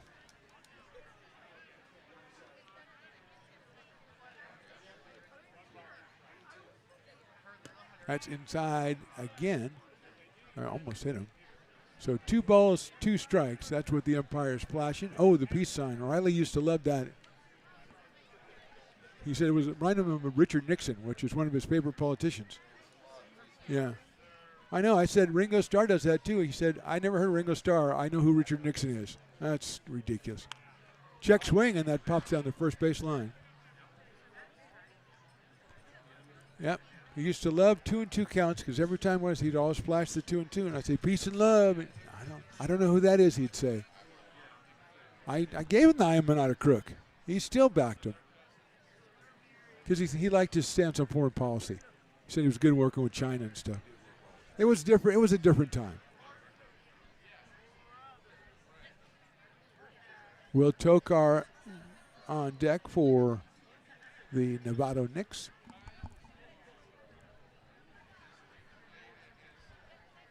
That's down in the dirt. Nice block by Johnson behind the plate.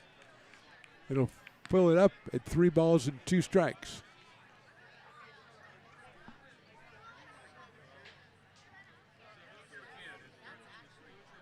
Gergen still warming up for the Potters down in the pen. We're number 30 for Lincoln as McReynolds delivers the 3-2. Ball 4 outside. So the first 2 outs of the inning were pretty easy for Brock McReynolds, but the last 3 having trouble with the strike zone, and it loads the bases with 2 outs. Brings up Will Tokar. Actually, brings up number 24. That's Matt Anderson. We're going to have a pitching change, though, so we'll take a break, figure out who the pitcher is, figure out who the batter is. We'll figure out everything. We'll be back after this. Potters on top, 13-3. Lincoln provides all the charm of a small town, yet still provides access to excellent local medical care. At Lincoln Urgent Care, you can find expert services and a compassionate staff available 7 days a week. A friendly front desk staff will welcome you when you come into our brand new facility. Your wait time will be minimal at our walk-in clinic, unlike the emergency room. From broken bones and lacerations to allergies, flu shots, and illnesses, we treat a variety of urgent medical conditions. What sets us apart is not just our central location in Lincoln, but the convenience of our extended hours, including weekends. We've become Lincoln's first choice for urgent care because we treat patients of all ages for a variety of conditions and take most insurances. We're proud to be an approved provider for veterans and welcome in our military patients. From our family to yours, we're here when you need us.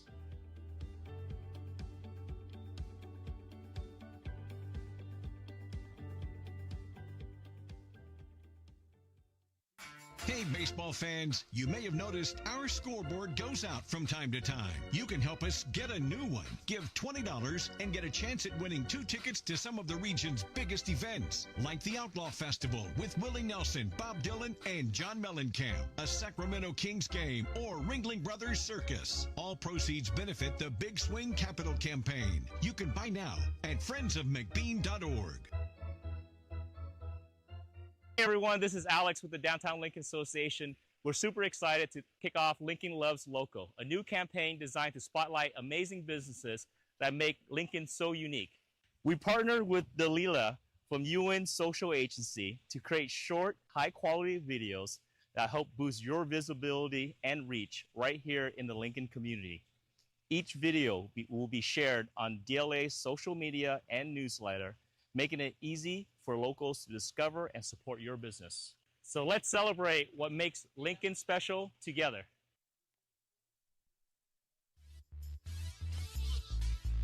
Back in action here. Mark the Phantom Low here. Chris Toy next to me. Stones McCoy behind me. Evans running the show. It's a mess. But Matt Anderson is our pinch hitter out of Mendocino Junior College, and he goes up against Jacob Gergen, who is the right-hander out of University of New Mexico, who comes on with the bases loaded and 2 outs here in the 7th inning. Anderson batting for Will Tokar, who was 1 for 2 with a run scored while he was in there. And that fastball is outside, so we assume Mr. Matt Anderson will go out into right field.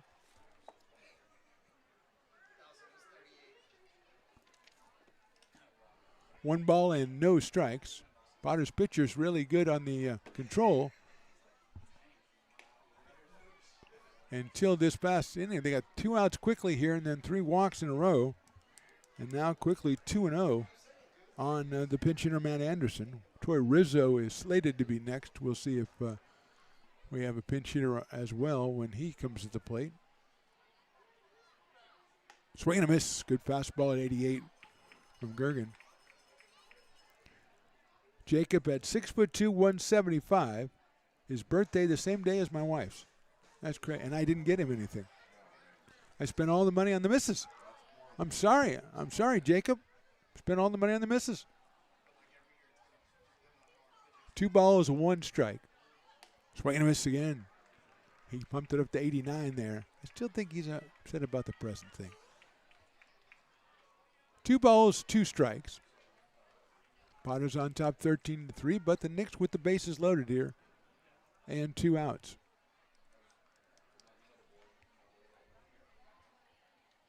Fastball inside, and that hit him. I think it sailed in on Anderson and hits him. So it's an RBI in the most painful way for Matt Anderson as Batiga scores. That'll move Poitras over to third. It'll move Rebadillo over to second. And that'll bring number 38. That's Dan Menard. Ben Menard. So Menard will hit.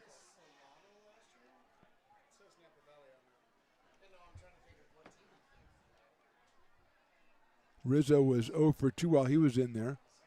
Menard making his first appearance, and he's got the bases loaded here. The right-handed hitter swings and misses. Sophomore out of Napa Valley College. I believe we run into him before on some team during the summer because it's a familiar name. I don't think that ARC played Napa Valley while I was doing their games, so must have been from the summer, 0-1. That's a good-looking fastball in there for strike 2. Bergen seemed to find his groove, and then he just sailed that fastball in on Anderson with 2 strikes. And now he's quickly ahead of Menard, 0-2.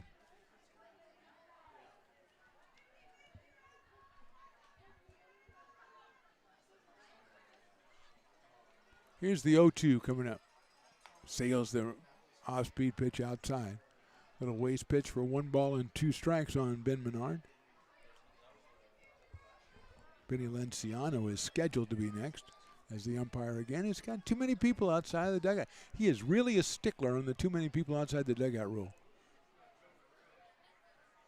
And again, he's a attention to detail is legendary. 1-2 now. Swings and misses and got him on strikes. So 1 run after all that for the Knicks in the 7th. Will all stretch and go to the bottom of the inning with the Potters on top, 13-4. Buy a personalized brick for you, your loved ones, or your business, and show everyone your commitment to Lincoln baseball. Framed and engraved by our own Lincoln High Ag program students, your brick will be featured on unique movable brick walls. Find your name in the stadium entrance for the 2024 and 2025 seasons. Then visit your brick in its permanent home inside the stadium. Bricks can be purchased here for $250. Get it now at friendsofmcbean.org. I'm Bill Spear, North Valley president of 5 Star Bank. In a time when business can feel so uncertain, we're here for you every step of the way. I know they have a lot of bells and whistles within their bank, but just the relationship piece here locally on the business side is huge for us. 5 Star treats us like we're number one. They're right there with suggestions, with help. So I have to bank with people that have our mission in mind. We're 5 Star Bank. How can we help you?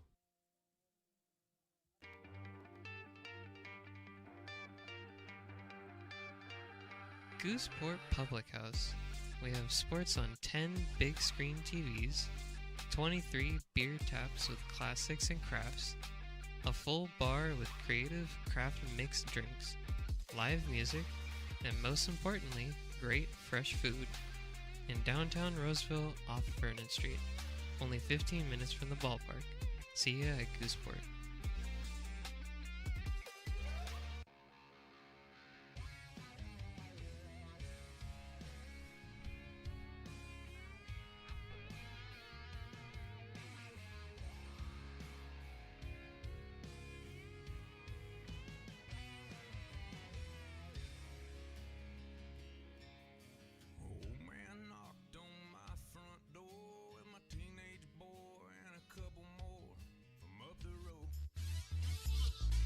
Coming back to McBean Stadium, Martha Panelo here along with Stones McCoy, who's finally seen fit to make his return to the broadcast booth. Chris Toy's around somewhere. Evan is just messing everything up over there.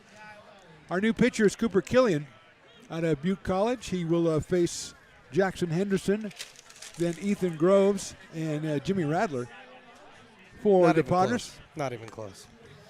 Sorry, your microphone is on. Yeah, I do so realize when that now. Yeah. Even Evan's going, boy, what a professional this guy is. And he's teaching me. That was Evan's fault. Yes, I do believe it was Evan's fault. Jackson Henderson, who has singled, reached on an air and fly to center twice, will be our hitter here in the bottom of inning number 7, and he'll have a chat with the umpire first.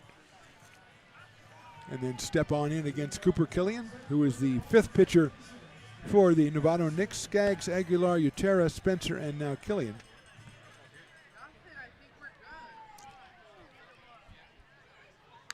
It's a ground ball, and that ball is foul, and it is fielded impeccably down the third baseline. Dawson Raddick, as we mentioned earlier, is warming up in the pen out of Gretna, Nebraska, and Reinhardt University. Did we decide they're the Eagles too? I think we did. Oh, really? Yeah. Reinhardt I thought they'd be the Rhinos. But that is not smart. Well, that's what 12 Bridges is. They are. That has nothing to do with Reinhardt. Plus, they're the fighting rhinos. Whatever. Yeah, they're not just rhinos. Are they the fighting rhinos because of the fighting zebras? They might be. I think so. I think they are rhinos with an attitude. Okay. RWA. Rhinos with attitude. All right. Is their name. Can't wait for that album to drop. That is a tremendous idea. The horn section will be very good. You're killing it. Popped up right to me. I got it. No, neither one of us got it. No. You know, in all these years, I don't think we've ever gotten. Well, here we're not going to, but in all the times. Well, before the tarp was there. Before the tarp was there, we got balls hit to us. Yeah, because we were broadcasting from the stands. Because we were in the stands with the fans. Yeah, we had to buy a ticket and everything. Yeah.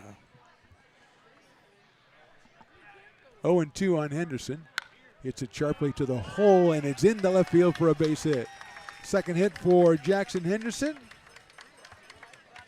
Unofficially, I've got the Potters with 13 hits, and we've got Ethan Groves, the second baseman.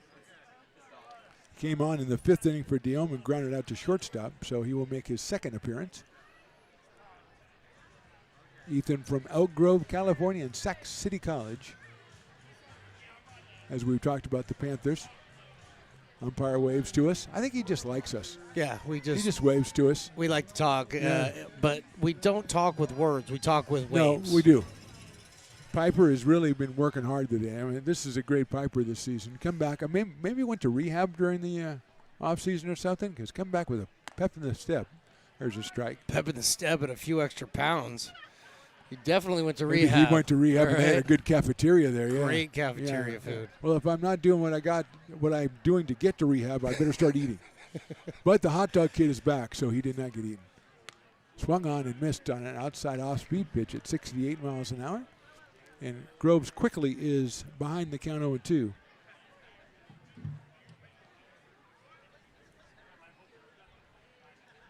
As you mentioned earlier, a member of the Big 8 Conference, probably the best baseball conference, community college conference in California. There's just some talent there from top to bottom. It's an upper echelon one for sure. We saw a lot of talent come through ARC, and not just with the Beavers. You know, all those teams coming through. There was some really good talent. Delta, Sierra, Santa Rosa, Cosumnes. Inside on Ethan. 2 balls, 2 strikes on the second baseman. Henderson over at first base, short lead. Lays off that one high and outside, runs the count full. 3 balls and 2 strikes. We do have more activity for the Knicks, so I don't think they're expecting Cooper Killian to finish this one. As we are in the bottom of the 7th inning, a 13-4 score. That's hit high up in the air, left center field. Portress coming over from center field. Left fielder, though, is going to make the catch. That is, well, it was Rizzo. I think probably now it's Ben Menard. So Menard in left field makes the play. Had to cover a lot of ground out there. He was shading the left field line there, so he had a lot of ground to cover. I didn't know if center fielder or the left fielder was going to actually make that play. It actually stayed up a little bit longer than I thought it would. Jimmy Radler, the hitter now. He came on for Carson Moore in the 6th inning. Grabbed a walk and scored in that inning. Carson was 0 for 3, had a couple of great defensive plays at second base. Radler, though, has taken over for Moore in the lineup, but he's taken over at third base as Groves is at second base. And the first pitch is outside for a 1-ball, no-strike count. Check out LincolnPotters.com if you want to get ticket information. We got the rest of the games in this series. As we mentioned, the Storm, California Storm, are in on Wednesday.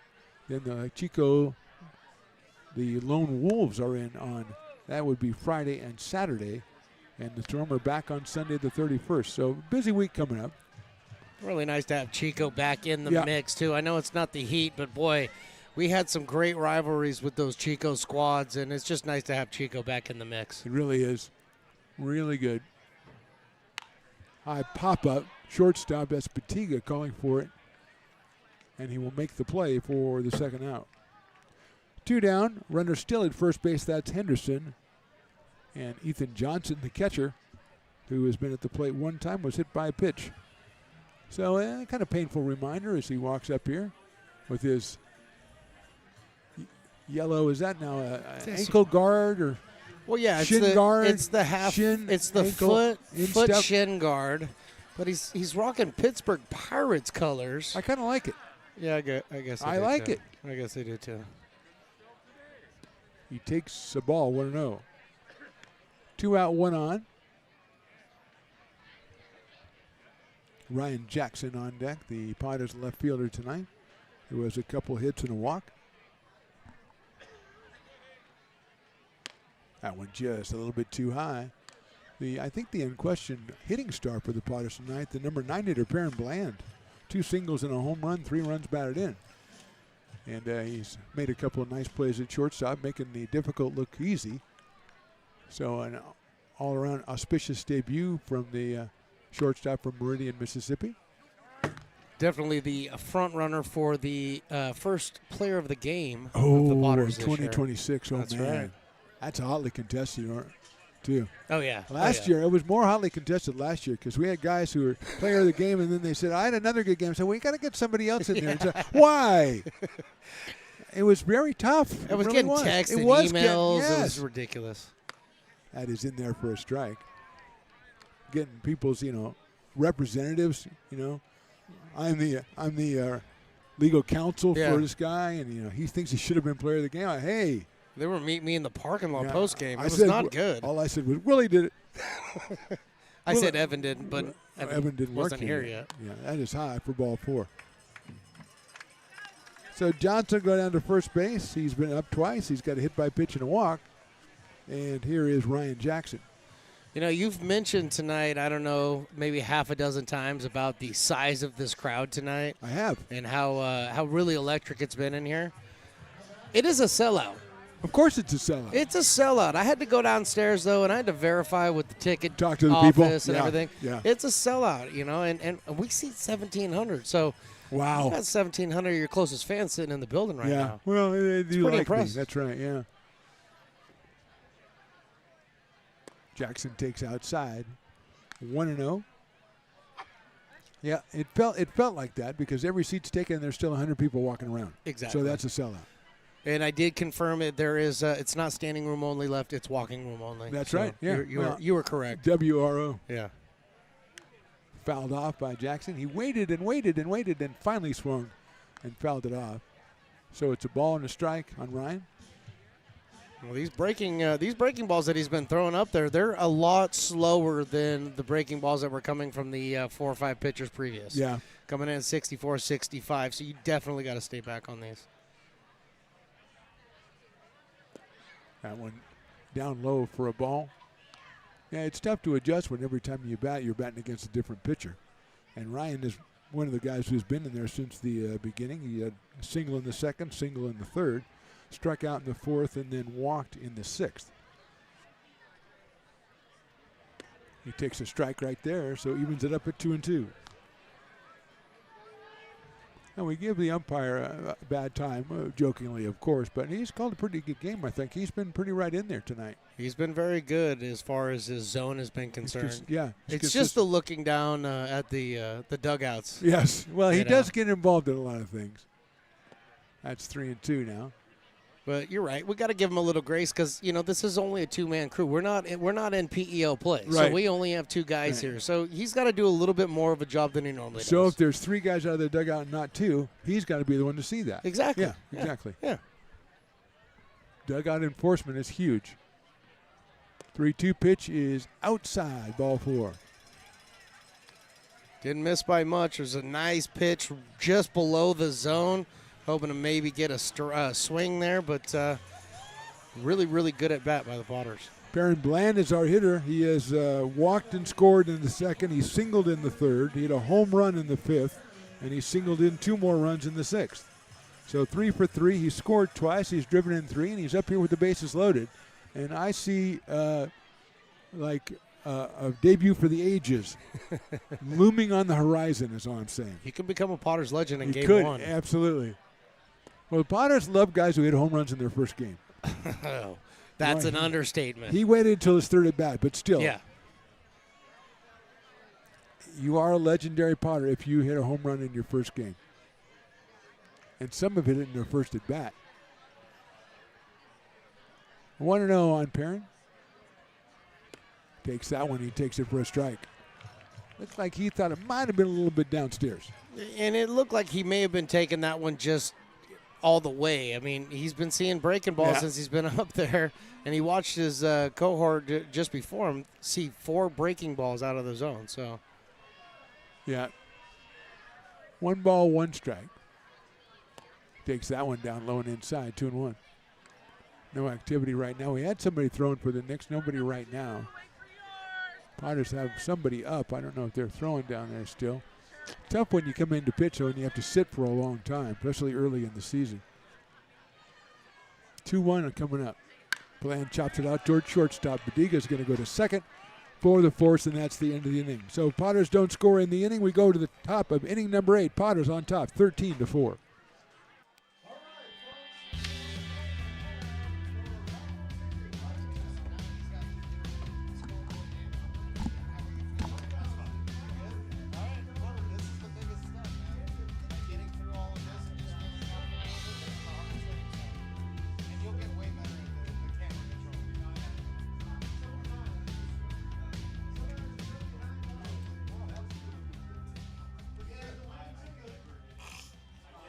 Lincoln Potters Baseball. Placer County's best-kept secret is back for another exciting summer at historic McBean Stadiums. Loaded with fun for the whole family. Local beer, wine, and eats. Fireworks, giveaways, theme nights, kids zone, and more. Come join in the fun and enjoy small-town baseball with Major League Entertainment. Tickets on sale now at LincolnPotters.com. Lincoln Potters Baseball. Come on out and join in the fun. Buy a personalized brick for you, your loved ones, or your business, and show everyone your commitment to Lincoln baseball. Framed and engraved by our own Lincoln High Ag program students, your brick will be featured on unique movable brick walls. Find your name in the stadium entrance for the 2024 and 2025 seasons. Then visit your brick in its permanent home inside the stadium. Bricks can be purchased here for $250. Get it now at friendsofmcbean.org. I'm Bill Spear, North Valley president of 5 Star Bank.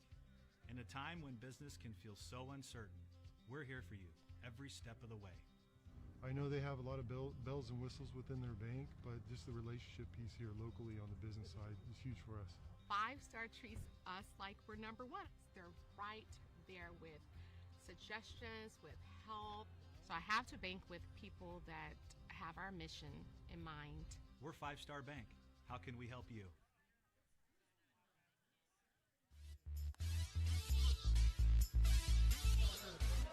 Top of inning number 8, Dawson Raddick is our new pitcher out of Gretna, Nebraska, and Reinhardt University, the Reinhardt University Eagles. Although I'm with you, Stones, it should be the Rhinos. Thank but we already you. got enough out of the Rhinos, so we won't go there. I appreciate it. I think we've got another pinch hitter for the Novato Knicks, and we're going to try to Number 22. 22. Wesley Berg. Wesley Berg. Wesley Bush. Excuse me, Wesley Bush. I couldn't read the guy's writing. So Wesley Bush will be the hitter. Oh, yeah.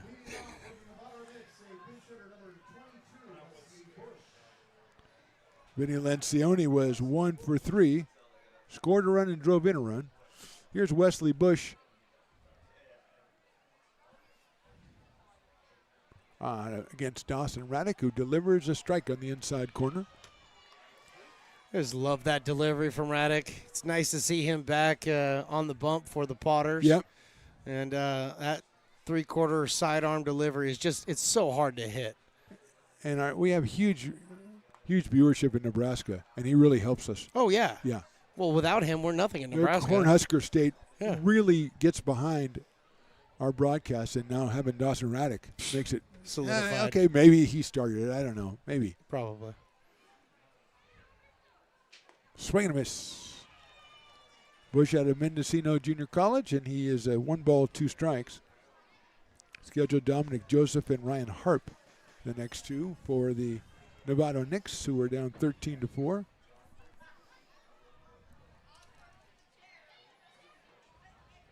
That one is outside, 2-2. Bush leading us off here in the top of the 8th, first of a 3-game series between these two teams. Nice to welcome the Knicks back to town. Tomorrow 105, Monday 105. That is call strike 3.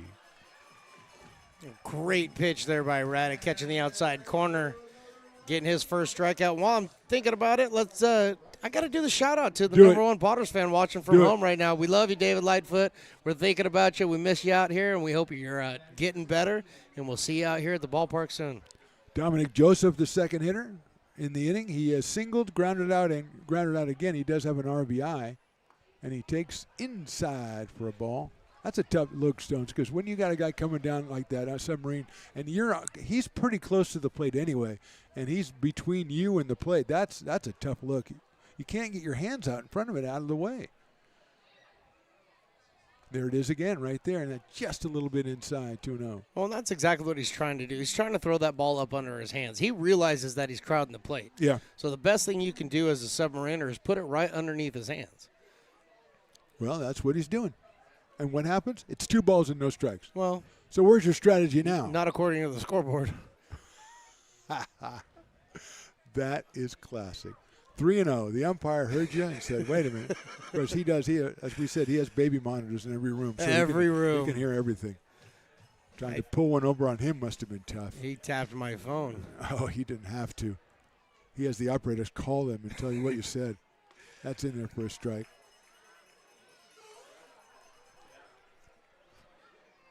Three and one on Dominic Joseph with Ryan Harp to follow.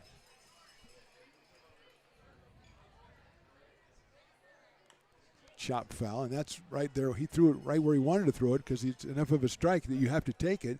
And there's no way, like we said, you can clear your hands to get the bat head through on a pitch like that. Plus, it's got that kind of a slice on it because of the way he delivers underhand. 3-2.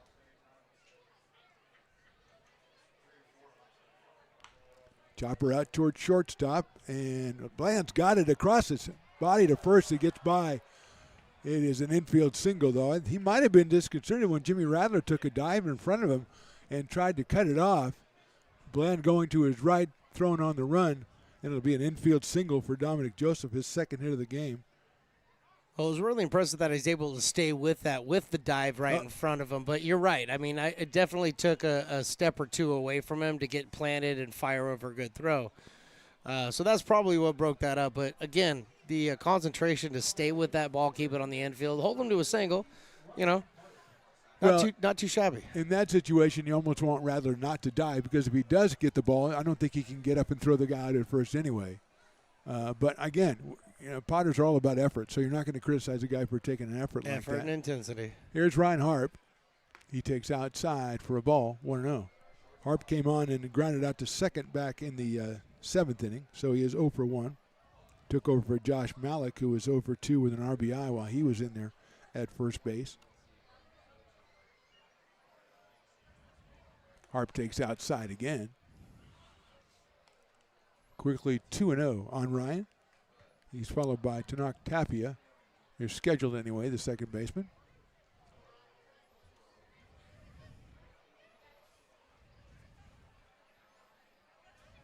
Right in there for a strike, 2-1.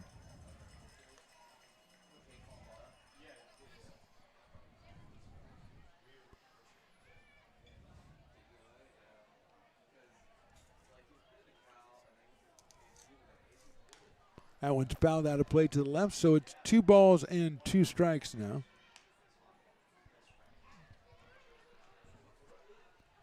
Left-hander Harp against the right-hander Dawson Raddick. Cotton started, then Plout, McReynolds, Gergen, and now Dawson Raddick.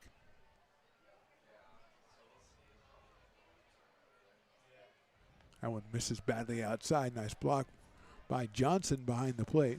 Runs the count full on Ryan Harp. Everything Raddick's throwing right now, he's missing to the his throwing hand side, so everything's outside right now to the left-handers. Needs to bring that in a little bit. And he just misses outside with that one. Trying to get the corner, and Harp will take the base on balls. So first and second now. Let's see if it's Tapia. I think we might have another pinch hitter. And we have number 4, that's Jack Domicelli. So Domicelli comes in the 8th inning to bat for Tapia. Tapia 0 for 3 while he was out there. 2 on that, squirted out towards shortstop. Bland's going to have to go to first, and he has to quickly. He does it in a nice play and gets him by half a step at first base. Another impressive play by the shortstop from Meridian, Mississippi. Runners do move up, though, so it's second and third now. And Joseph Padiga, the shortstop, is scheduled, but the guy coming at the plate is talking to the umpire. And usually when you talk to the umpire, that means you're a pinch hitter. Well, the umpire has not turned around and waved at us, so I don't know if it is or not. He always waves at us. You're right. Nope. Nope, it's Joseph Padiga still. He just likes to chat with that umpire. I can see why. He's a good guy. He's probably trying to figure out if he's got the dugout bugged. Oh, yeah. Baby monitors. Look for baby monitors in the dugout. Inside corner for a strike on 1. Joseph has grounded out, popped down, and walked. He scored back in the 7th inning. He's 0 for 2 with the run scored.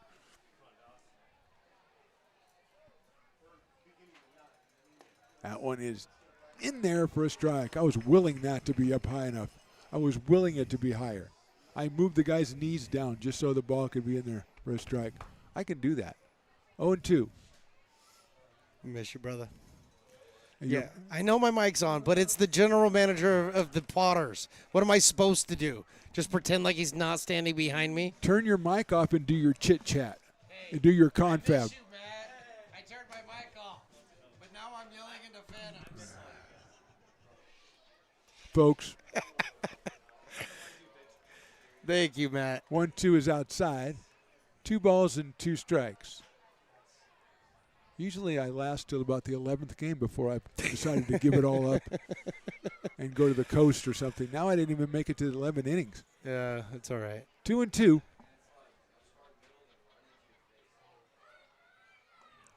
That is just a little bit too high, 3-2. Runners at second and third. They were trying to challenge it. You don't have the challenge. The challenge is just asking me, and I'll tell you. Well, we do have TrackMan. Yes, I know. And his call, strike 3. So Raddick gets out of a jam in the 8th inning. We go to the bottom of the 8th inning. Potters 13, Knicks 4.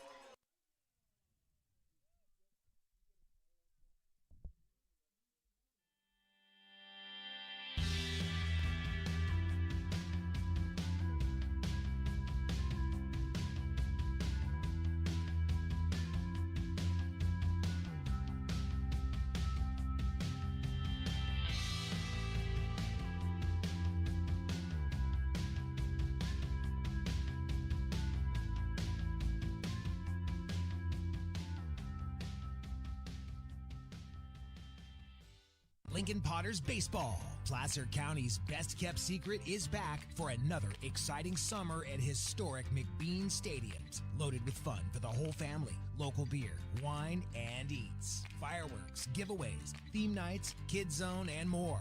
Come join in the fun and enjoy small-town baseball with Major League Entertainment. Tickets on sale now at LincolnPotters.com. Lincoln Potters Baseball. Hey, Potters fans, want to keep restoring and renovating historic McBean Stadium? Now you can become a member of Friends of McBean. Annual membership start at $50. Become a member now at friendsofmcbean.org. This job is the Esplanade Turkey Creek phases 4 and 5. Our scope of work for this project is full scope, so we've got all the underground, all the joint trench, and all the top side included with it. We're putting in sewer pipe, manholes. We're not doing services yet. We go through and do all the main line, and we come back and do all the services after that. I would say this project right here, the one we're working on, is probably about a 2-month project. It's very costly to the developer, so beating the schedule is very important, more important than most projects. It's got a lot of groundwater, so we've got an extensive groundwater pump system in place.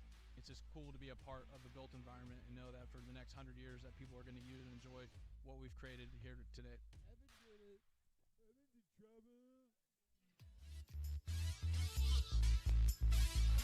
Bottom of the 8th inning, Landon Dickin, the new pitcher out of Mendocino. Surprise, Mendocino Junior College. Shocker. He is the, let's say, just for conversation, he's the 6th pitcher for the Novato Knicks, who are trailing this one 13-4.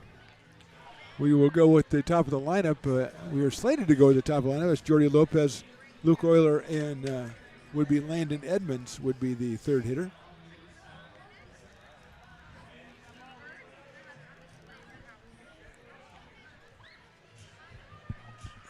So we'll start it off with Jordy Lopez, who has walked, grounded out, struck out, tripled, and singled.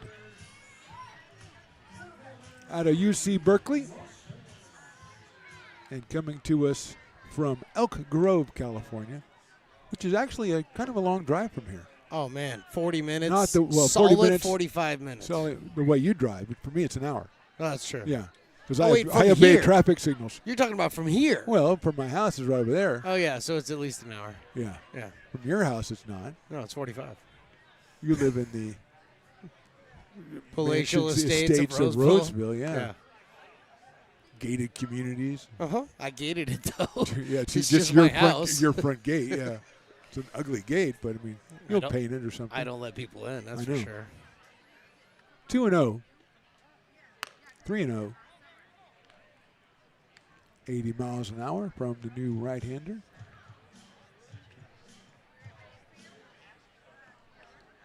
See, Luke Euler is slated to be next. That one is in there for a strike. I it's fair to say he was taken all the way. Yeah, taken all the Yeah, way. he and was reading a magazine. He really was. And he took a little bit off of that pitch also to get it in there, so could have been the right pitch to hit. That could have been the right pitch, too, as it's strike 2.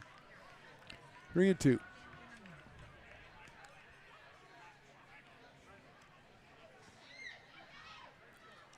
Three balls, 2 strikes. Walking room only here at McBean Stadium tonight for the game 1 of the 2026 season. That one squirted down to third baseline. That's a foul ball.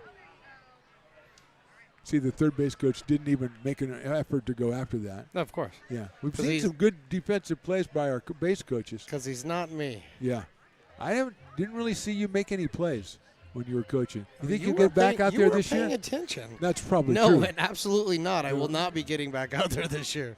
I promise you that much. Okay, well, No, those who were Madsen. lucky enough to see you. No Madsen warming up in the bullpen. What about strike 3 call right there? Yep. All the earmarks of a strike there, and it is called strike 3. First out of the inning is recorded, a strikeout of Jordy Lopez.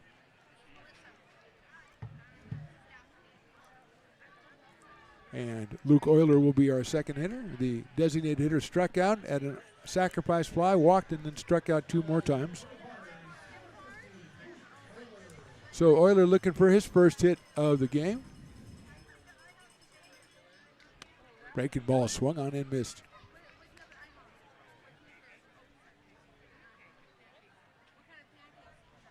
Oh, and 1. Landon Edmonds will make his debut at the plate.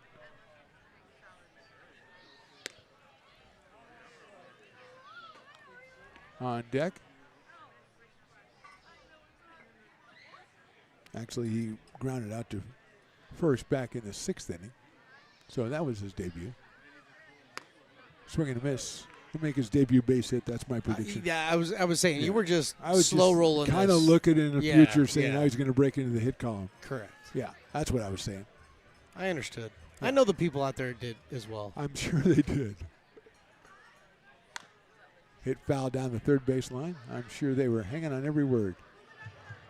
Well, the lot of- word pictures you paint are beautiful. They are, You really, know? yeah. Whether they really accurately represent what's It going doesn't on, matter. Who knows? Who knows, really? We don't. 1 and 2 on Luke as the ball comes That's flying not through. No, allowed. it's not. You can't do that. Can't Can't throw do a that. ball through there in the middle of a game. Sometimes you got one of those foul balls, you just have to get rid of it. Yeah, it needs to go back to the other dugout. I'm going to just throw it. I don't care what's happening in the game. Lifted foul over the tarp. Stays 1 ball and 2 strikes. Nice little battle going on here. Well, Luke wants to get himself in. He wants to get himself in the hit column as well. He does have a sacrifice fly tonight. Swung on and missed. Down on strike, so a couple of strikeouts by Landon Dickon here in the 8th inning, and it'll bring up a Landon Edmonds. You got the rare Landon versus Landon matchup. You don't see that every day.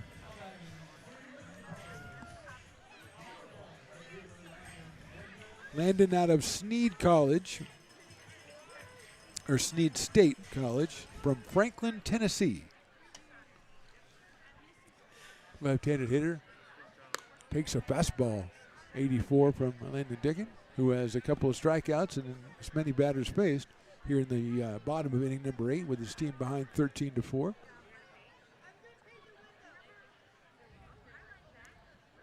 Edmonds takes outside, 2-0. Piper hanging out. Hot dog kid not in evidence, but I've seen him, so I know he's there. Yeah, we've established that he is not a casualty of the night.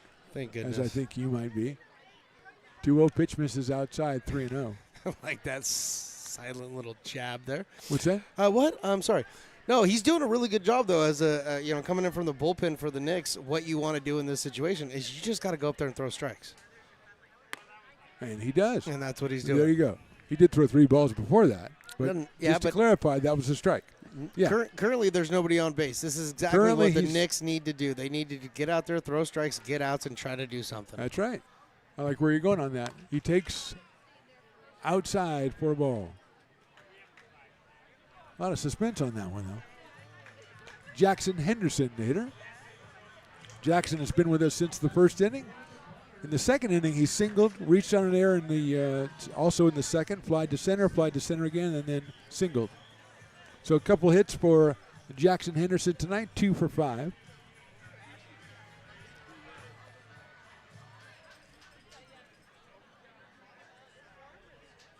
Takes the breaking ball high, 1-0. Fans getting very anxious for the end of the game and some fireworks. I'll give the fans, sit through the game. They get to see their fireworks. I mean, we're close. That's the way. That's the carrot and the stick right there. Hey.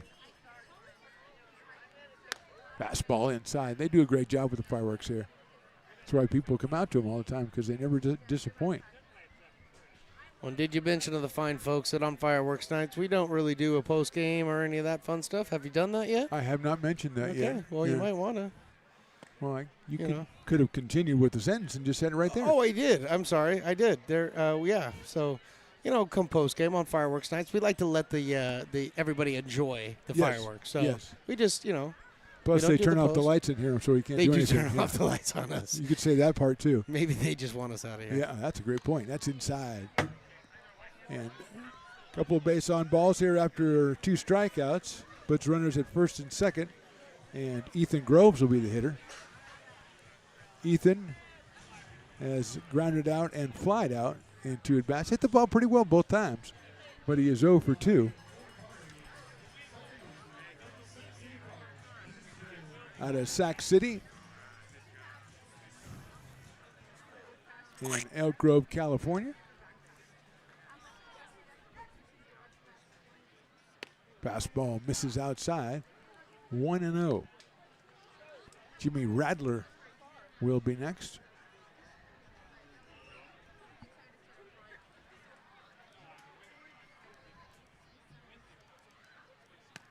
That's in there for a strike. Although it seemed to surprise the catcher a little bit. If that wasn't a cross-up, I don't know what was. Yeah, that was a little weird. Catcher's asking the umpire, did you know what was going on there? Umpire said, I just have to call it a strike. I don't care where you are. I didn't hear it, so I'm not calling it. Yeah, it wasn't on my monitor.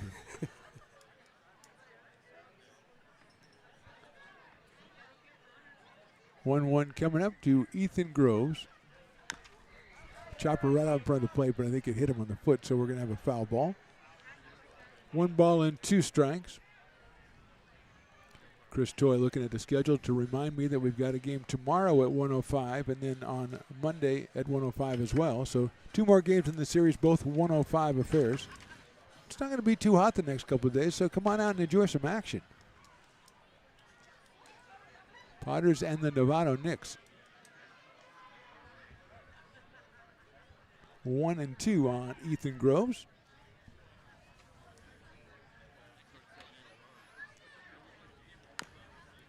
Got a chopper, that's foul though. Abadillo runs it down in foul territory, and we'll do it again.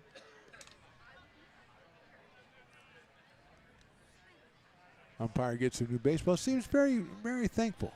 He had a lot of gratitude for that. I mean, if we're being honest, you should. I mean, some kid is running them out to you, so you should be grateful, He's right? a people person. He really is. That's my point. Yeah. We should interview him post-game. That's a good idea. That one sails in a little bit high, so it's 2-2. I think we interviewed an umpire once. It was actually quite fascinating. Wait, we did not, did we? I think I did. Oh. I don't know. I might have. It might have been just a guy who said he was an umpire to get on the air. Outside, 3-2.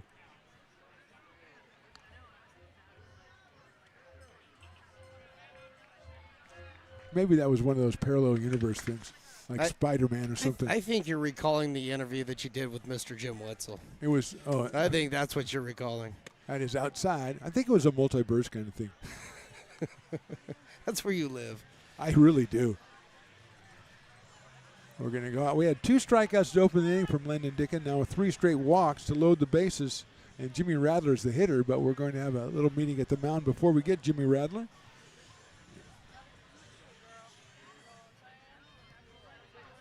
And with the great Stones Broadcasting Network cameras, we can probably almost read what they're saying.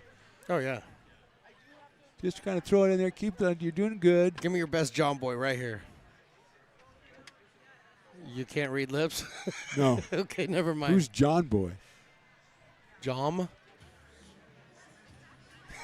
What is he even talking John about? Boy. So you don't know about the guy who's internet famous for doing the lip reading? Oh, well, he's just putting in the dialogue, yeah. No, he's not. He's lip reading. Well, I'm not lip reading. Well, you should. We have great cameras. We do. That's what I was trying to illustrate. I know, but then you bring John Boy in like I'm watching the Waltons or something. Then he thinks it's Bill Walton, and we're all, throw it down, big man. Not John Boy. Yeah. Wrong guy. No. That guy's from the Waltons. I figured it was the wrong guy, yeah. That was outside to Jimmy Radler. And everybody listening is like, what is the Waltons? A walk and a pop-up. Bill Walton was not on the Waltons. That would have been fantastic. Unbelievable.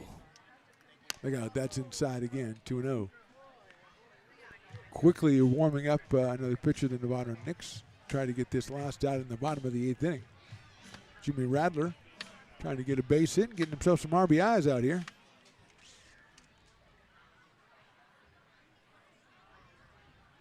That's chopped down to first base. That's a fair ball. Harp will have it and step on the bag for the out.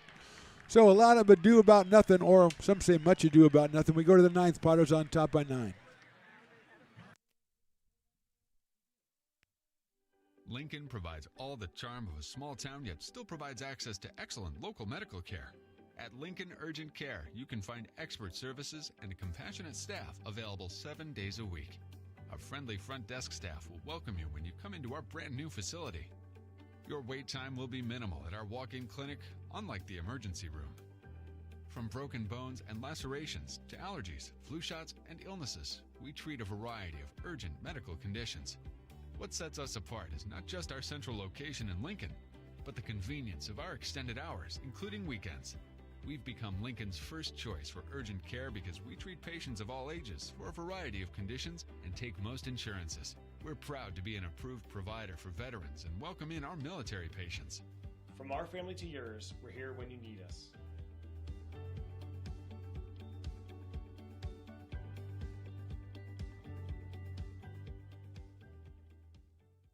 Hey, baseball fans, you may have noticed our scoreboard goes out from time to time. You can help us get a new one. Give $20 and get a chance at winning 2 tickets to some of the region's biggest events, like the Outlaw Festival with Willie Nelson, Bob Dylan, and John Mellencamp, a Sacramento Kings game, or Ringling Brothers Circus. All proceeds benefit the Big Swing Capital Campaign. You can buy now at friendsofmcbean.org. Hey everyone, this is Alex with the Downtown Lincoln Association. We're super excited to kick off Lincoln Loves Local, a new campaign designed to spotlight amazing businesses that make Lincoln so unique. We partnered with Dalila from UN Social Agency to create short, high-quality videos that help boost your visibility and reach right here in the Lincoln community. Each video will be shared on DLA's social media and newsletter, making it easy for locals to discover and support your business. So let's celebrate what makes Lincoln special together.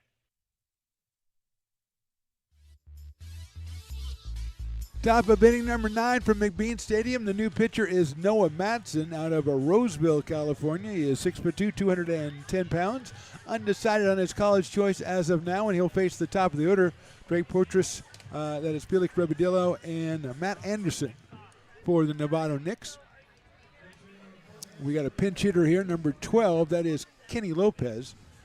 He will hit for Fortress.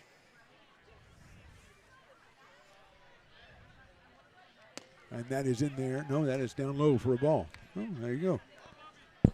Shows me I should not anticipate. Never assume. Lopez. I've learned that before. Well done, sir.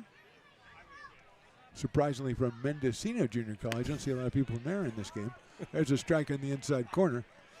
1 ball and 1 strike on Lopez.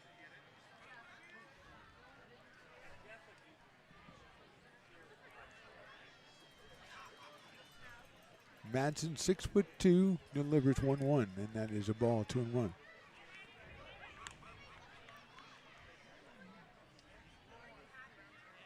Fans eager for the end of this one to be a victory, but also eager because that means fireworks start.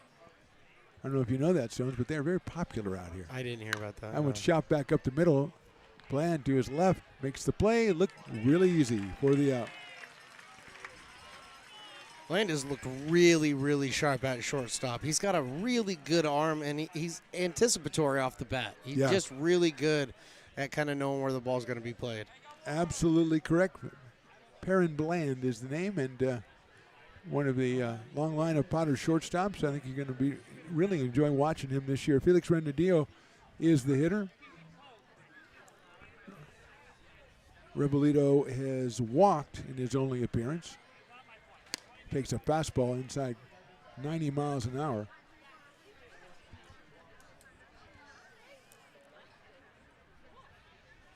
He came on for Brody Miller behind the plate back in the 7th inning, and instead it got a base on balls back then. Watches that one go low and outside, so it's 2-0. Ethan Johnson behind the plate.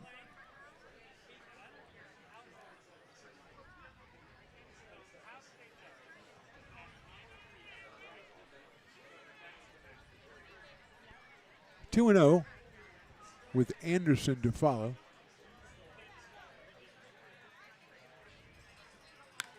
Fouled out of play on the fastball. 90 miles an hour again for Madsen. Makes it 2 balls and 1 strike.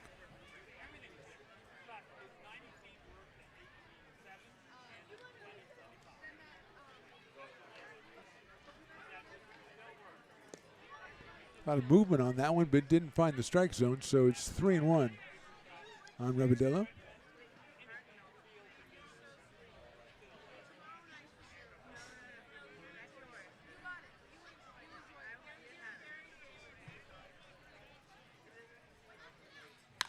Line drive, base hit right field. Rebolito delivers it down the right field line. He rounds first, and then he's going to have to go back. He was, Stones, it looked like when I was watching, he was cutting the corner really, really tight, and he cut it a little too tight and hit the ground and bounced back up and said, I got a base hit, I'm going to stay. It's like when you're on one of the game shows. No, I don't want to go behind door number 2. I'll just take what I got and I'm going to go home. Go home with the case I chose. So Felix Rebolito with the base hit down the right field line. Got bit by the turf monster there. Just the 5th hit for the Knicks. He is at first base with 1 out, and Matt Anderson will be the hitter.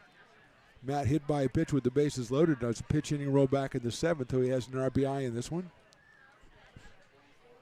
Ben Menard is scheduled next, and there is a fastball down low for a ball.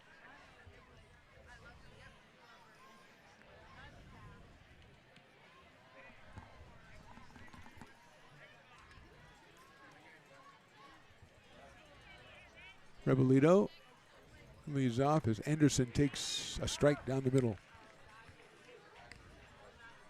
1 ball, 1 strike on Matt.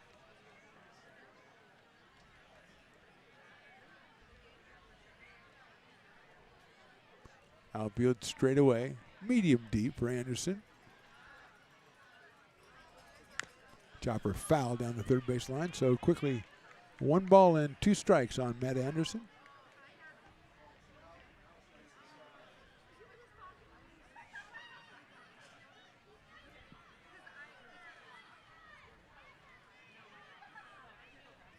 Very convivial atmosphere out here today, Stones. Very convivial.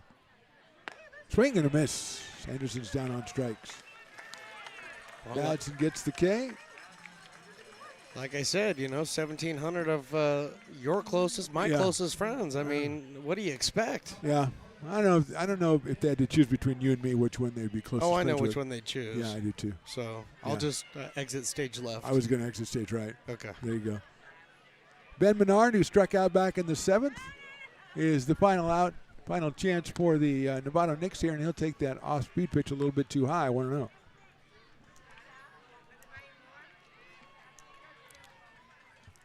I wonder if the LSG is going to be here today. Don't even. I don't know. It's popped up.